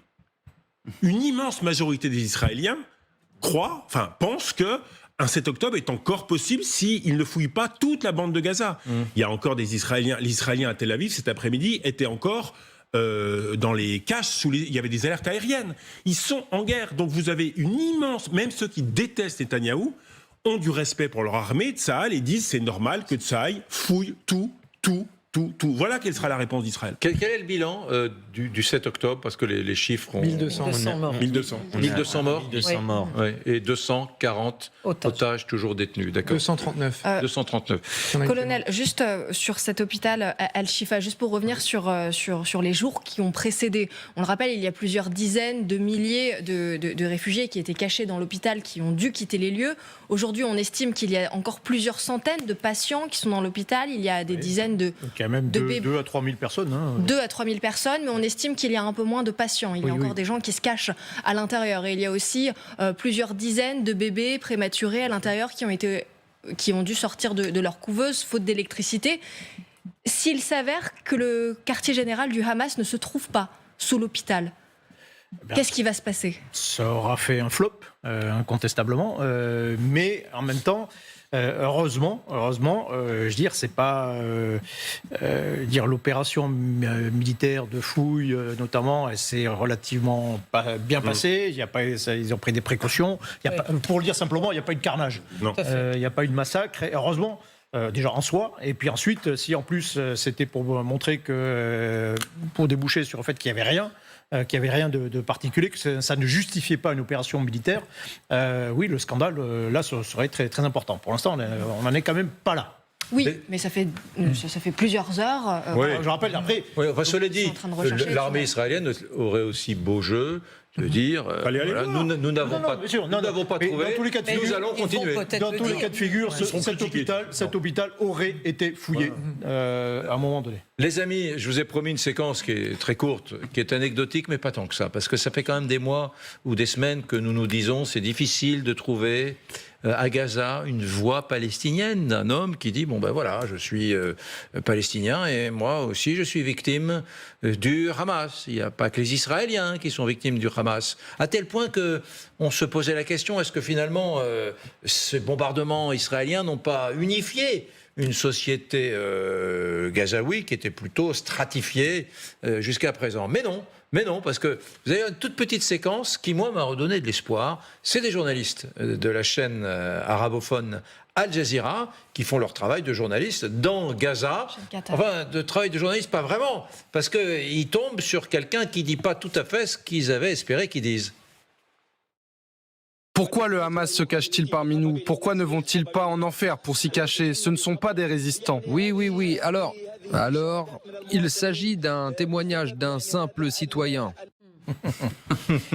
Il minimise, évidemment, il minimise, parce que ça n'est pas ce qu'il voulait entendre. Il n'est pas le seul des journalistes que je connais ou que je ne connais pas qui cherche à avoir une réponse à une question et dont il avait déjà prédit la réponse. Pour moi, ça n'est pas du bon journalisme. Quand on est journaliste, on doit s'attendre à toutes les réponses.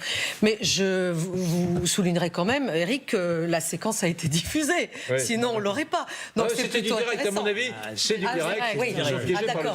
Oui, c'était du direct. Si ça n'avait pas été du direct, il ne l'aurait pas diffusé. Certainement, absolument. Mais ça montre, bien sûr, vous avez raison, que certaines personnes, et je pense qu'elles sont nombreuses à Gaza, pensent de cette façon-là. Attendez.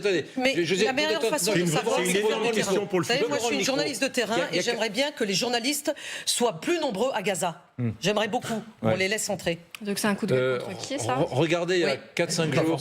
Regardez, il y a 4-5 jours. C'est vrai, on a du mal à percevoir ce que pense vraiment cette société gazaoui. Alors on en parle, tout le monde nous dit, mais les Gazaouis, ils ont faim. Ils ont soif, ils ont autre chose à faire que penser, et c'est vrai. Ils n'ont pas envie de mourir. Et c'est vrai, mais ce que dit ce Gazaoui-là, au micro d'Al Jazeera, c'est incroyable.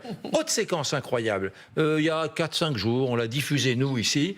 On est dans le sud de Gaza, et il y a une distribution d'aide humanitaire. Le Hamas veut encadrer l'opération, et ça se termine à coups de matraque.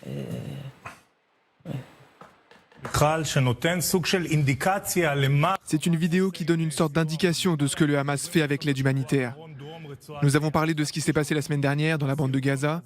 Et comme vous pouvez le voir dans cette vidéo qui nous est parvenue par un citoyen, la police du Hamas a brutalement frappé les Palestiniens qui se dirigeaient vers un camion humanitaire pour obtenir de la nourriture. Selon la source qui m'a donné cette vidéo, la police a continué et a pris le contenu de ces camions pour l'usage du Hamas et de sa branche militaire. Pensez à ce qu'il va arriver quand le diesel destiné aux hôpitaux sera fourni. Israélien. Ouais, intéressant. Non, mais attendez, c'est le chaos. Quand c'est la guerre, c'est le chaos. Hein. Franchement, ça, je suis désolé de répéter, mais quand c'est la guerre, c'est le chaos. Donc moi, je ne suis pas du tout étonné de ces images de pillage. Comme je ne suis pas non plus étonné qu'il y ait encore des gens qui veulent, dans Gaza, se rendre dans des hôpitaux et vouloir y être soignés. Alors, qui est le Hamas en dessous ou pas, et que tout le monde est pris en otage. Ceux qui vont dans l'hôpital sont pris en otage, et évidemment les docteurs sont pris en otage. Moi, je l'ai vu ça en Irak, une fois de plus en Irak. J'ai été dans des hôpitaux à Bagdad où tout le personnel hospitalier était pris en otage. Les médicaments qui arrivaient, ils me le disaient. Ils allaient pour les milices chiites. Ils continuent à bosser. Mais bien sûr, ils étaient obligés. Ils étaient obligés, donc ils n'avaient absolument pas le choix. Donc c'est exactement ce qui est en train de se passer ici. Gallagher, vous vouliez juste ajouter quelque chose? Oui, alors cette vidéo, on ne comprend pas très bien ce qui se passe. Le journaliste explique que c'est une source à Gaza qui lui aurait transmis, ce qui en ce moment est quand même extrêmement risqué, parce que si vous collaborez avec Israël, vous êtes tué, vous êtes assassiné manu militari et traîné dans les rues. En juillet... C'est un Gazaoui, oui, c'est un Gazaoui. Ah oui, bien sûr. C'est une balle dans la nuque. On ne sait pas ce qu'il est devenu, ce monsieur. Oui. Donc c'est difficile à vivre. Vous croyez que ce monsieur qui répond dans ce micro-trottoir fait par Al Jazeera, vous croyez que ces jours... Dans l'hôpital ? Non, oui, celui qui est dans un hôpital. Vous croyez que lui, ces jours sont en danger, lui ? Non, je pense pas. Non, enfin, j'en sais rien. Peut-être. Je pense que le Hamas a autre chose à faire en ce moment que de faire la guerre à sa population. Ils sont quand même engagés dans une guerre assez intense avec un autre ennemi.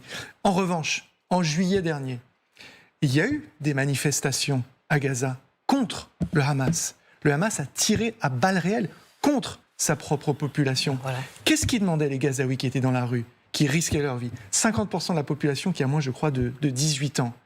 Ils nous ont donné la clé de comment tuer le Hamas, comment éradiquer le Hamas. Qu'est-ce qu'ils demandaient ? L'amélioration de leurs conditions de vie. Et ils accusaient le Hamas de ne rien faire pour cela. 39% est au chômage. Exactement.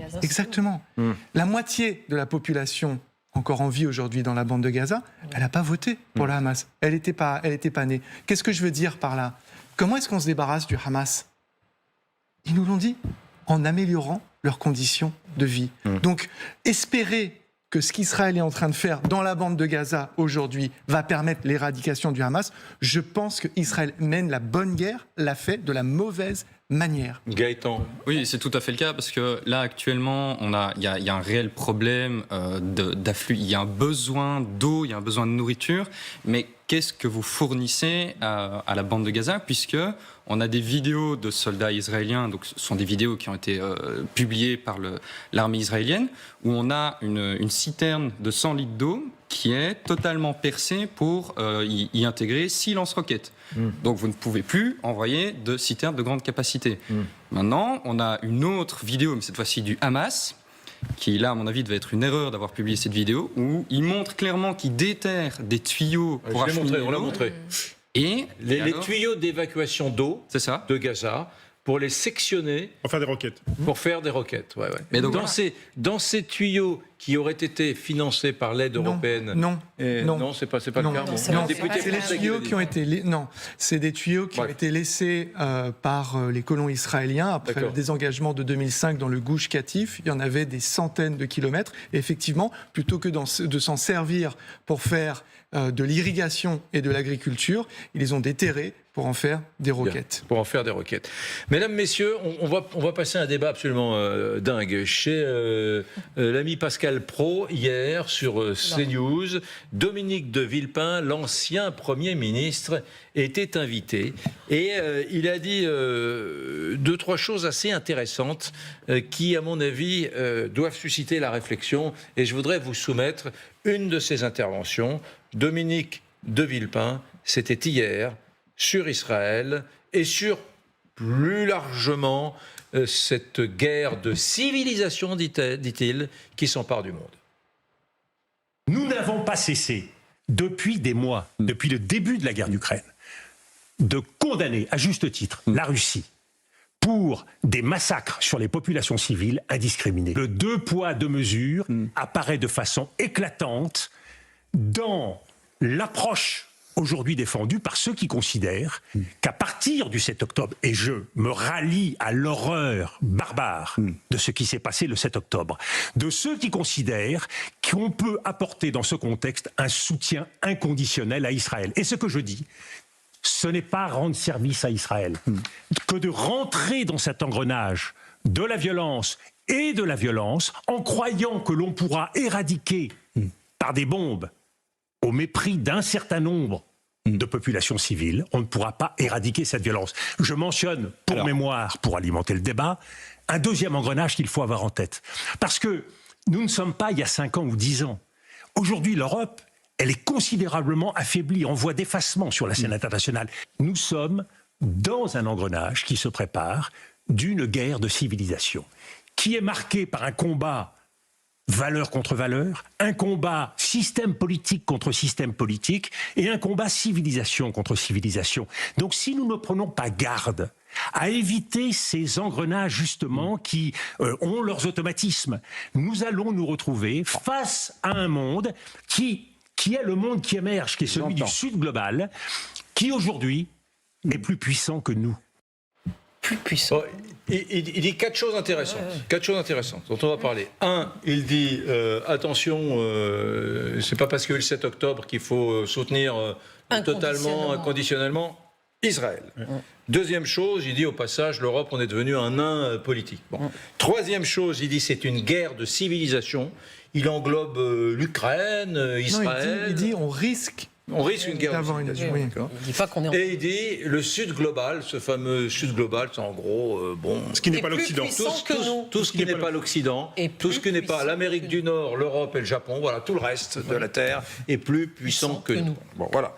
D'abord sur l'aspect guerre de civilisation, Renaud Pilat. Il fait référence 96 au bouquin de Samuel Clinton, universitaire, qui avait écrit Le choc des civilisations et qui théorise non pas la partition du monde et le combat sur la planète entre des systèmes politiques différents,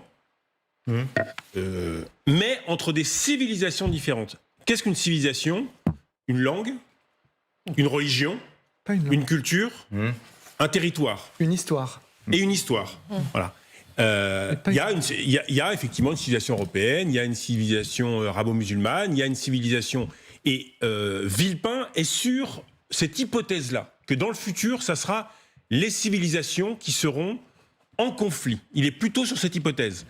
Si je donne mon avis en une seconde, Moi, je pense que non, c'est pas une guerre des civilisations qui est devant nous. Au passage, Huntington disait un truc, on est en 96, il disait le déclin de l'Occident s'amorce, je reprends ce que vous dites, face à des coalitions qui sont dirigées par des autocrates, des leaders de pays comme la Russie, la Chine, la Turquie, l'Iran et d'autres, et il attribuait cela en 96 au décolonialisme, à la haine de soi qui prévaut un peu en Occident et au wokisme que ne souhaitent pas ces sociétés traditionnelles du Sud. Ça, il avait eu des intuitions. Il avait eu des intuitions. Oui, il avait eu des intuitions. Mais pour terminer, moi je crois beaucoup plus au choc entre des régimes politiques différents, entre le poids du politique, le poids de l'idéologie politique et pas de la civilisation, c'est-à-dire de la culture, de l'histoire, de la religion.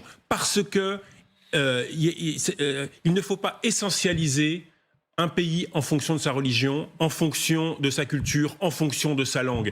Par exemple, l'Inde est une démocratie, certes imparfaite, mais c'est une démocratie. L'Afrique du Sud est une démocratie. Or, l'Afrique du Sud est un pays extrêmement multiculturel, qui n'est pas calqué sur l'Occident.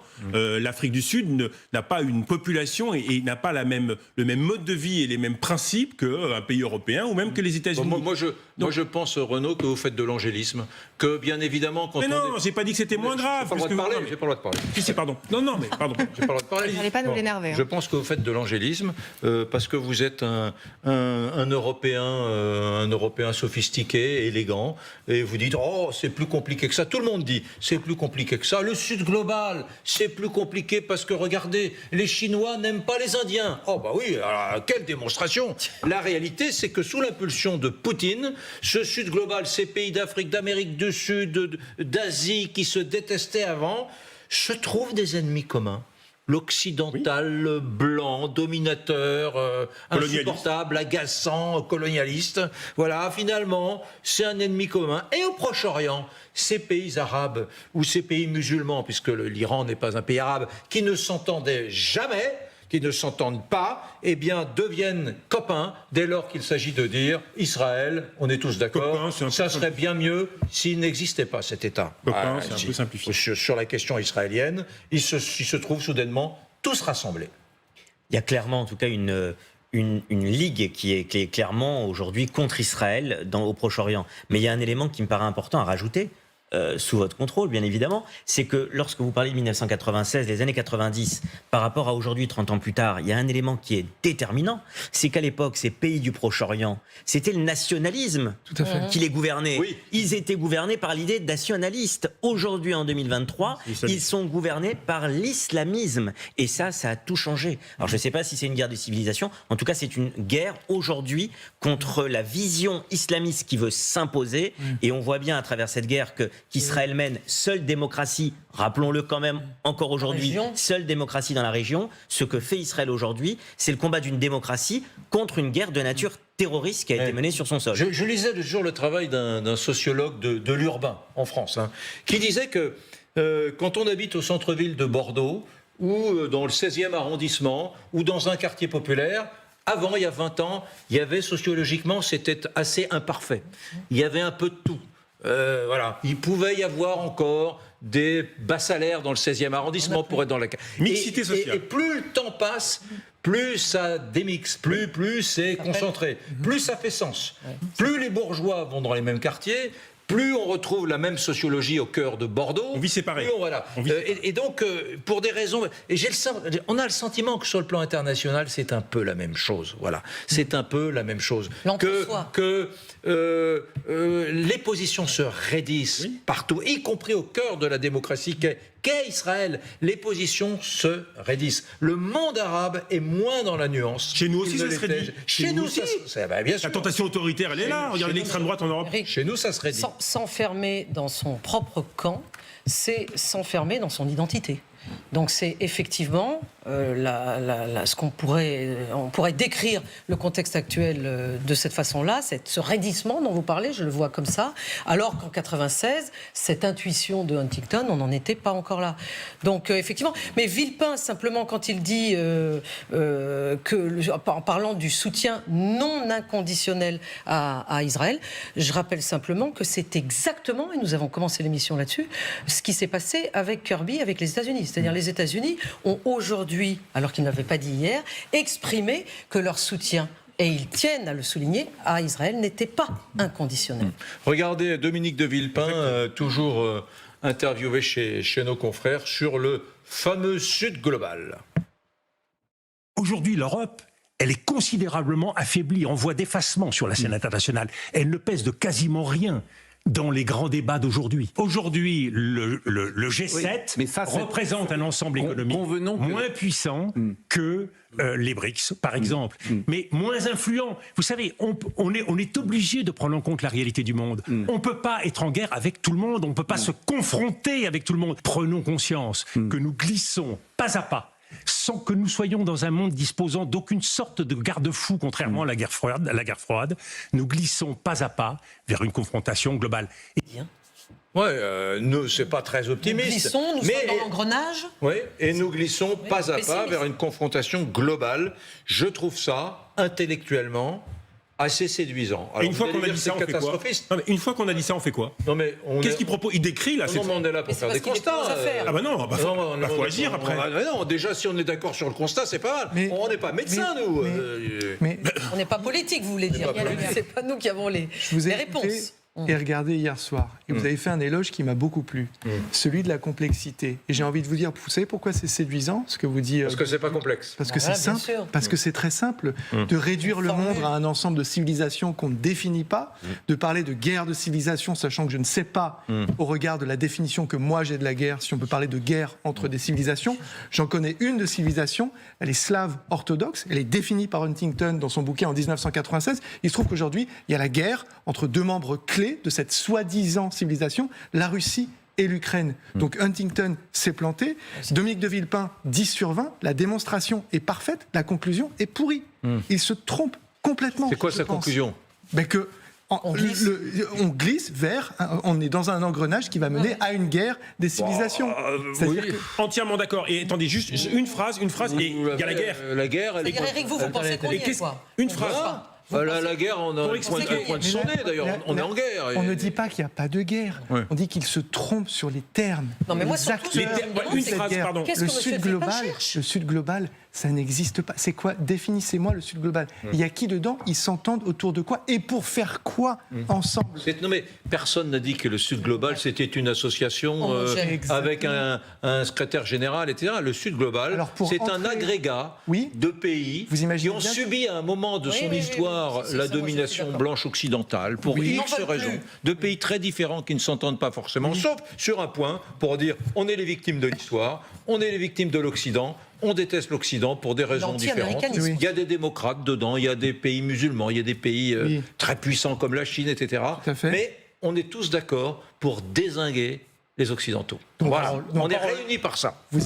Après, qu'est-ce qu'on fait quand même? Non, mais je veux dire, d'abord, oui, moi, ce qui m'énerve, guerre de civilisation, effectivement, les mots ont un sens. Guerre, c'est un acte politique. C'est un acte où des entités politiques s'affrontent et essaient d'imposer leur volonté l'une à l'autre. D'accord? Bon. Dans la civilisation, il y a quoi de politique? Le Sud global, c'est quoi le numéro de téléphone du Sud global? Il est où? Non, mais c'est une bonne idée. Mais non, mais là aussi, le monde arabo-musulman, ok, d'accord. Non, il y a des entités politiques, effectivement. Il y a la Chine, la Russie, qui ont des politiques de puissance. On retrouve d'ailleurs, ce qui est intéressant, c'est qu'on retrouve, vous l'évoquiez, on retrouve les puissances de l'ancien monde. La Turquie, la Perse, l'Inde, la Chine. C'est la revanche. C'est la revanche un peu de l'ancien monde sur le nouveau monde. Avec des régimes autoritaires. C'est ça qui compte, c'est la nature du régime. Ils ont des politiques de puissance, c'est tout. Et ils peuvent d'ailleurs très bien s'affronter entre eux, très, très largement. Alors après, oui, qui tapent sur les pays occidentaux, sur les États-Unis, ok, d'accord. Et après, on fait quoi? Ils font quoi? La plupart du temps, ils font du commerce avec les États-Unis, ils ont des bases américaines, ils font quand même...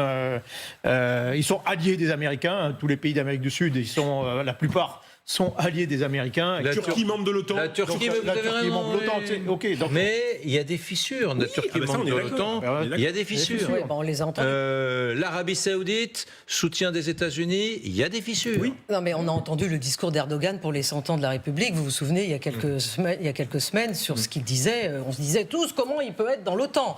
Alors moi, je n'ai pas le numéro de téléphone du Sud Global. Michel Goya, je trouve votre formule très bonne. Mais j'estime que le Sud Global a droit à la parole.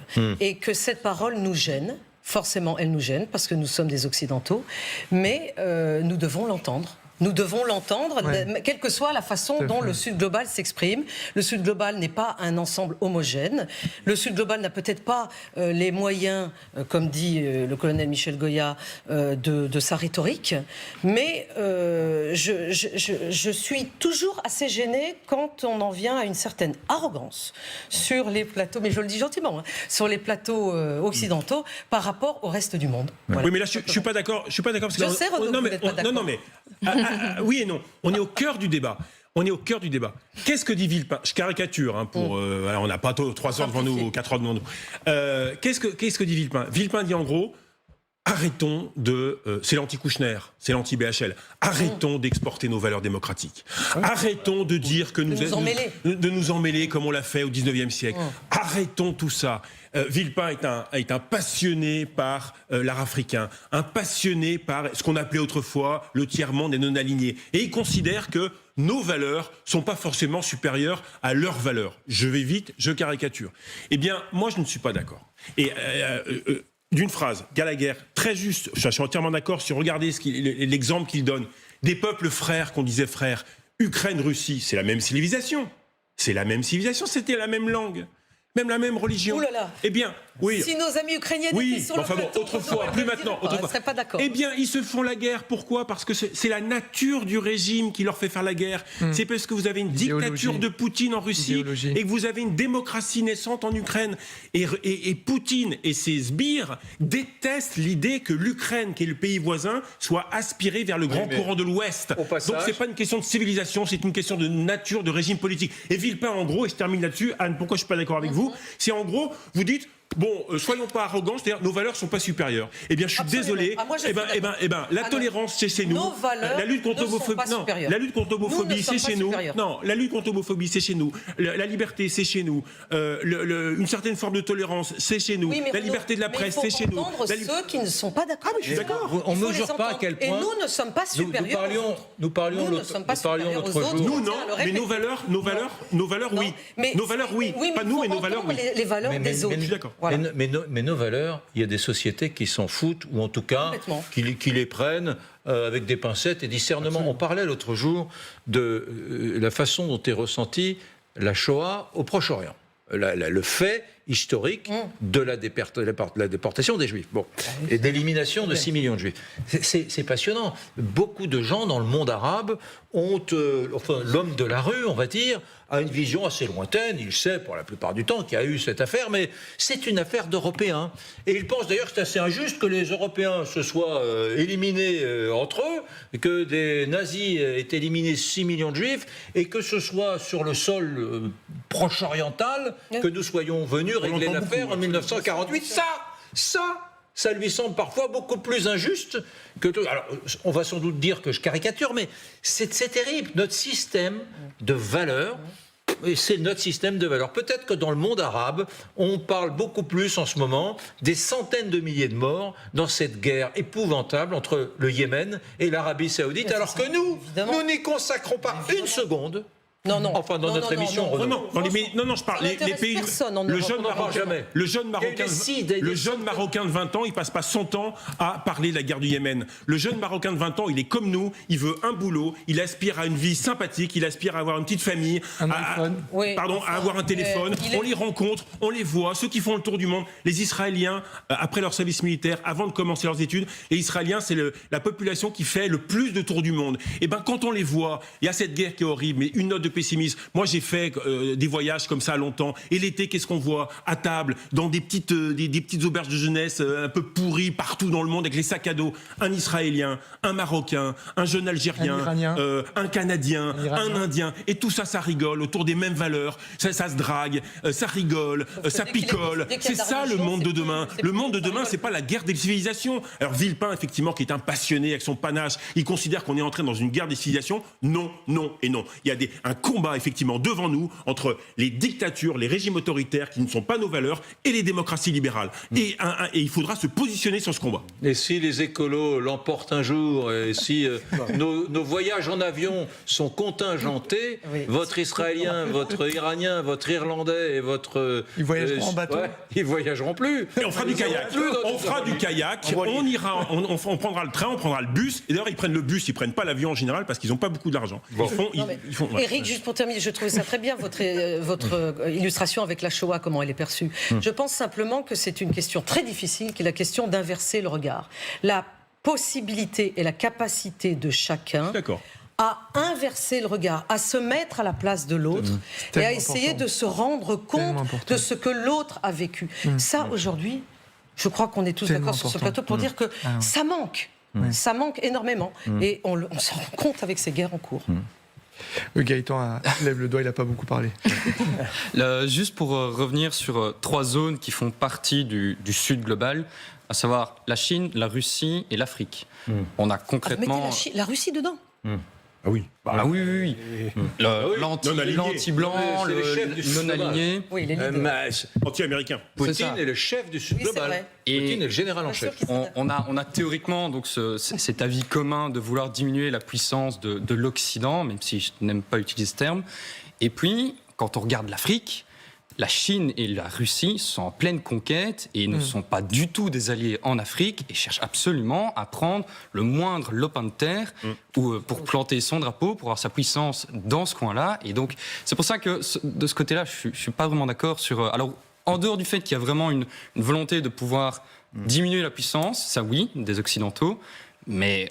En dehors de ce problème-là, c'est chacun pour soi. Les amis, il est l'heure maintenant de passer à un chapitre absolument passionnant. Émilie, il faut que vous orchestriez cela. Oui, vous parliez des avions tout à l'heure. Moi, je vais vous parler des jets privés. Ah, on va parler de jets privés.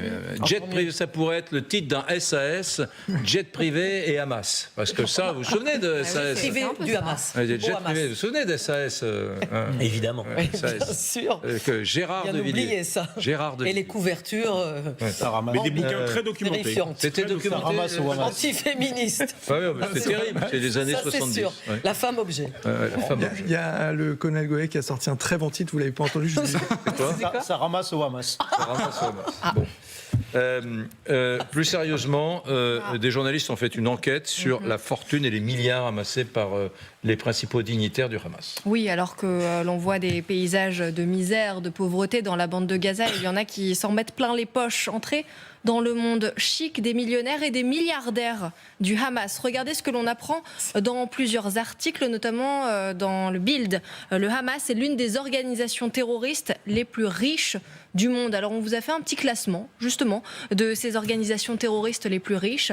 Et vous le voyez, le Hamas arrive en 3e position avec 700 millions de dollars. Alors on s'est concentré sur 3 dirigeants ou ex-dirigeants du Hamas. Alors eux, ils sont millionnaires depuis très longtemps. Ils ont quitté la bande de Gaza depuis très longtemps aussi. D'abord, vous avez Ismail Haniyeh, dont on connaît un peu mieux son visage depuis quelques semaines, haut dirigeant du Hamas, chef du gouvernement de Gaza, réfugié à l'étranger depuis 2019. Et regardez, la fortune de sa famille est estimée à 2,5 milliards de dollars. On a quelques images de sa vie luxueuse à Haniyeh. Alors là, justement, il est dans un de ses jets privés avec ses conseillers. On le rappelle, il est père de 13 enfants. Il se déplace très régulièrement. Je vois votre choc, Aniva. Il se déplace, mais alors ce qui est surtout choquant, c'est qu'il se déplace tout le temps, donc entre Téhéran, Istanbul, Moscou. Il a plusieurs maisons luxueuses, notamment au Qatar. Donc là, on a un aperçu de la vie qu'il mène. Son fils aussi, notamment, mène la belle vie. On a retrouvé une de ses photos où Mais en fait, là, on le voit avec ces deux fils, où ils sont dans un des plus beaux hôtels du Qatar. Cette photo, elle date de 2021, voilà, où on les voit souvent, là, comme là, prendre du bon temps dans les chambres d'hôtel. C'est ce qu'on appelle un king size bed, ça. On est dans le king size, là, je pense qu'on y est, oui. Je voudrais vous parler d'un autre membre du Hamas, c'est Moussa Abou Marzouk, qui est ancien dirigeant. Sa fortune, elle est estimée à 2 milliards de dollars. Il est considéré comme le numéro 2 du groupe terroriste du Hamas, c'est ça, Gallagher? Il est très élevé. L'organigramme du Hamas, il est très compliqué. Il est très élevé, il est compliqué. Le numéro 2, je ne sais pas, mais il est tout en haut. Voilà. Et puis, autre personne, puisqu'on vous dit, voilà, on ne pouvait pas en parler de tous, parce qu'il y en a beaucoup, mais un troisième, c'est Khaled Mashal. Lui, il a 67 ans, ancien chef du bureau politique du Hamas. Khaled. Merci. 2012, il a fui Damas pour échapper au printemps arabe en Syrie. Il a trouvé refuge au Qatar, d'où il gère désormais les transactions immobilières et financières pour le Hamas. Voilà. Et donc, lui, on a quelques photos aussi de lui. Vous voyez sa fortune, donc elle est estimée jusqu'à 5 milliards de dollars. On n'a pas le alors lui, exact. Il est passionné. Il a beaucoup de hobbies. Il est passionné par le ping-pong. Voilà, on peut être patron de milliardaire, patron d'une organisation terroriste ou dirigeant, et aimer la gastronomie et le ping-pong. C'est un pongiste comme Jacques Secrétin. Vous vous souvenez de Jacques Secrétin? C'est champion français. Bon, les amis, c'est absolument saisissant. On parle d'un mouvement terroriste, Gallagher Fenwick, avec des dirigeants qui vivent au Qatar, dans des four seasons, enfin dans des hôtels sublimes. Ils ont des propriétés incroyables, des jets privés. Ils ne sont pas à Gaza alors que Gaza est en train de se faire bombarder. Alors, plusieurs choses. Il se trouve que Khaled Meshal, je l'ai interviewé. C'était justement dans un hôtel intercontinental au Caire. Et cette séquence, elle est très intéressante parce que j'avais remarqué dans sa manière de se mouvoir dans cet environnement qui est un environnement de luxe, qu'il était bien plus à l'aise que je ne l'étais. C'est-à-dire que je ne savais pas trop ce que j'avais le droit de toucher, pas toucher, etc. Et on sentait que lui, voilà, c'était, alors je ne vais pas vous dire un poisson rouge dans l'eau, mais c'était un environnement qu'il maîtrisait bien. Ça m'avait marqué. Vous l'avez trouvé familier du luxe, quoi. Oui, c'est-à-dire que quand vous n'êtes pas familier du luxe, et c'est mon cas, vous arrivez dans un hôtel, c'est très impressionnant, c'est beaucoup de luxe, surtout dans cette partie du monde où parfois c'est un peu tapageur, etc. Vous savez pas qu'est-ce que j'attrape, qu'est-ce que j'ai le droit de toucher, ou est-ce que c'est une première chose, mais elle est d'ordre cosmétique. Je pense que le fond de cette affaire, c'est quoi? Quand je disais tout à l'heure, Israël mène la bonne guerre, mais de la mauvaise manière. Pourquoi est-ce qu'au lieu de lâcher des flyers, des tracts dans une sorte d'opération psychologique pour terroriser la population et la faire fuir, vous lâchez pas ces photos-là au-dessus de la bande de Gaza par centaines de milliers? Vous lâchez leur relevé de compte bancaire, vous lâchez les photos du fils dans un hôtel 5 étoiles au-dessus de Jabalia, 116 000 personnes qui vivent dans 1,4 km², la plus forte densité de population au monde. Quel effet vous pensez que ça aurait sur la population? Première suggestion. La deuxième... Ça peut dire que les Gazaouis ne savent pas ça. Si. Franchement, je ne pense pas que ces photos circulent partout dans la bande de Gaza. Je ne pense pas qu'il y ait une communication dans la bande de Gaza. Quand même, le Hamas est au pouvoir, maîtrise quand même beaucoup de choses, une communication forte qui est faite sur ce style de vie. Deuxième chose, c'est que moi je suis incapable de vérifier de manière indépendante ces chiffres qui sont présentés sur des milliards dans leur compte en banque, etc.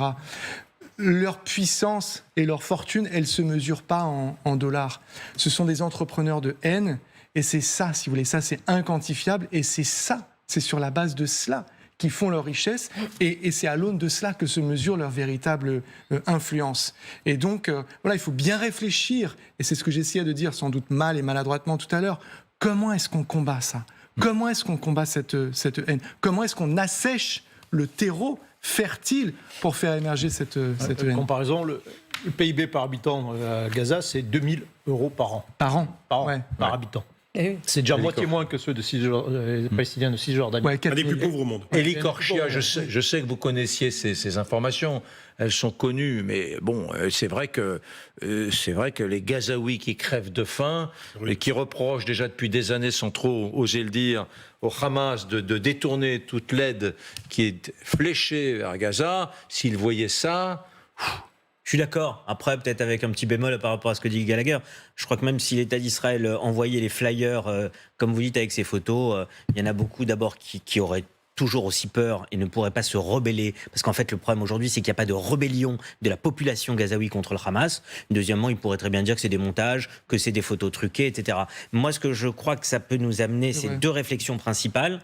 Premièrement, la première réflexion, c'est il faut quand même que les aides financières qui sont apportées, des milliards et des milliards qui ont été injectés dans la bande de Gaza, ça doit aussi montrer une réflexion sur la façon dont est utilisé l'argent qui a été mis notamment par les Européens dans la bande de Gaza. Non, je dis juste une chose. Là, il s'agit aussi de dons privés. Oui, mais quand on voit ces fortunes-là, on doit quand même s'interroger sur une chose.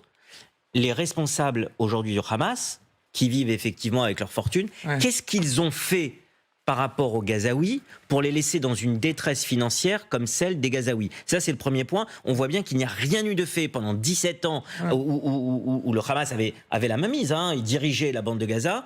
Au lieu d'améliorer le sort de la population, en fait, ils s'en sont moqués complètement. Et c'est mon deuxième point.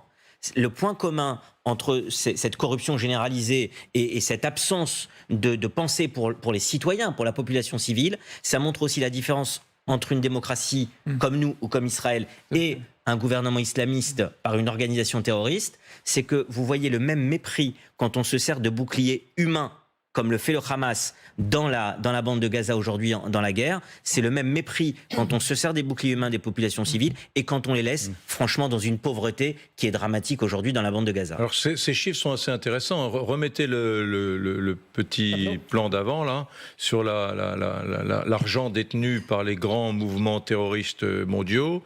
Plus d'1 milliard de dollars pour le Hezbollah. C'est, j'ai envie de dire, c'est le chiffre d'affaires, la richesse du Hezbollah. Les talibans, 800 millions de dollars. Le Hamas, 8 millions. Le Hamas, 700 millions de dollars. Et Al-Qaïda, 300 millions de dollars. Alors, au risque, je vais dire quelque chose qui diffère un peu de ce que vous avez tous dit, mais je suis désolé, je suis obligé de parler de mon expérience, une fois de plus, de toutes ces années dernières, dans toutes ces guerres.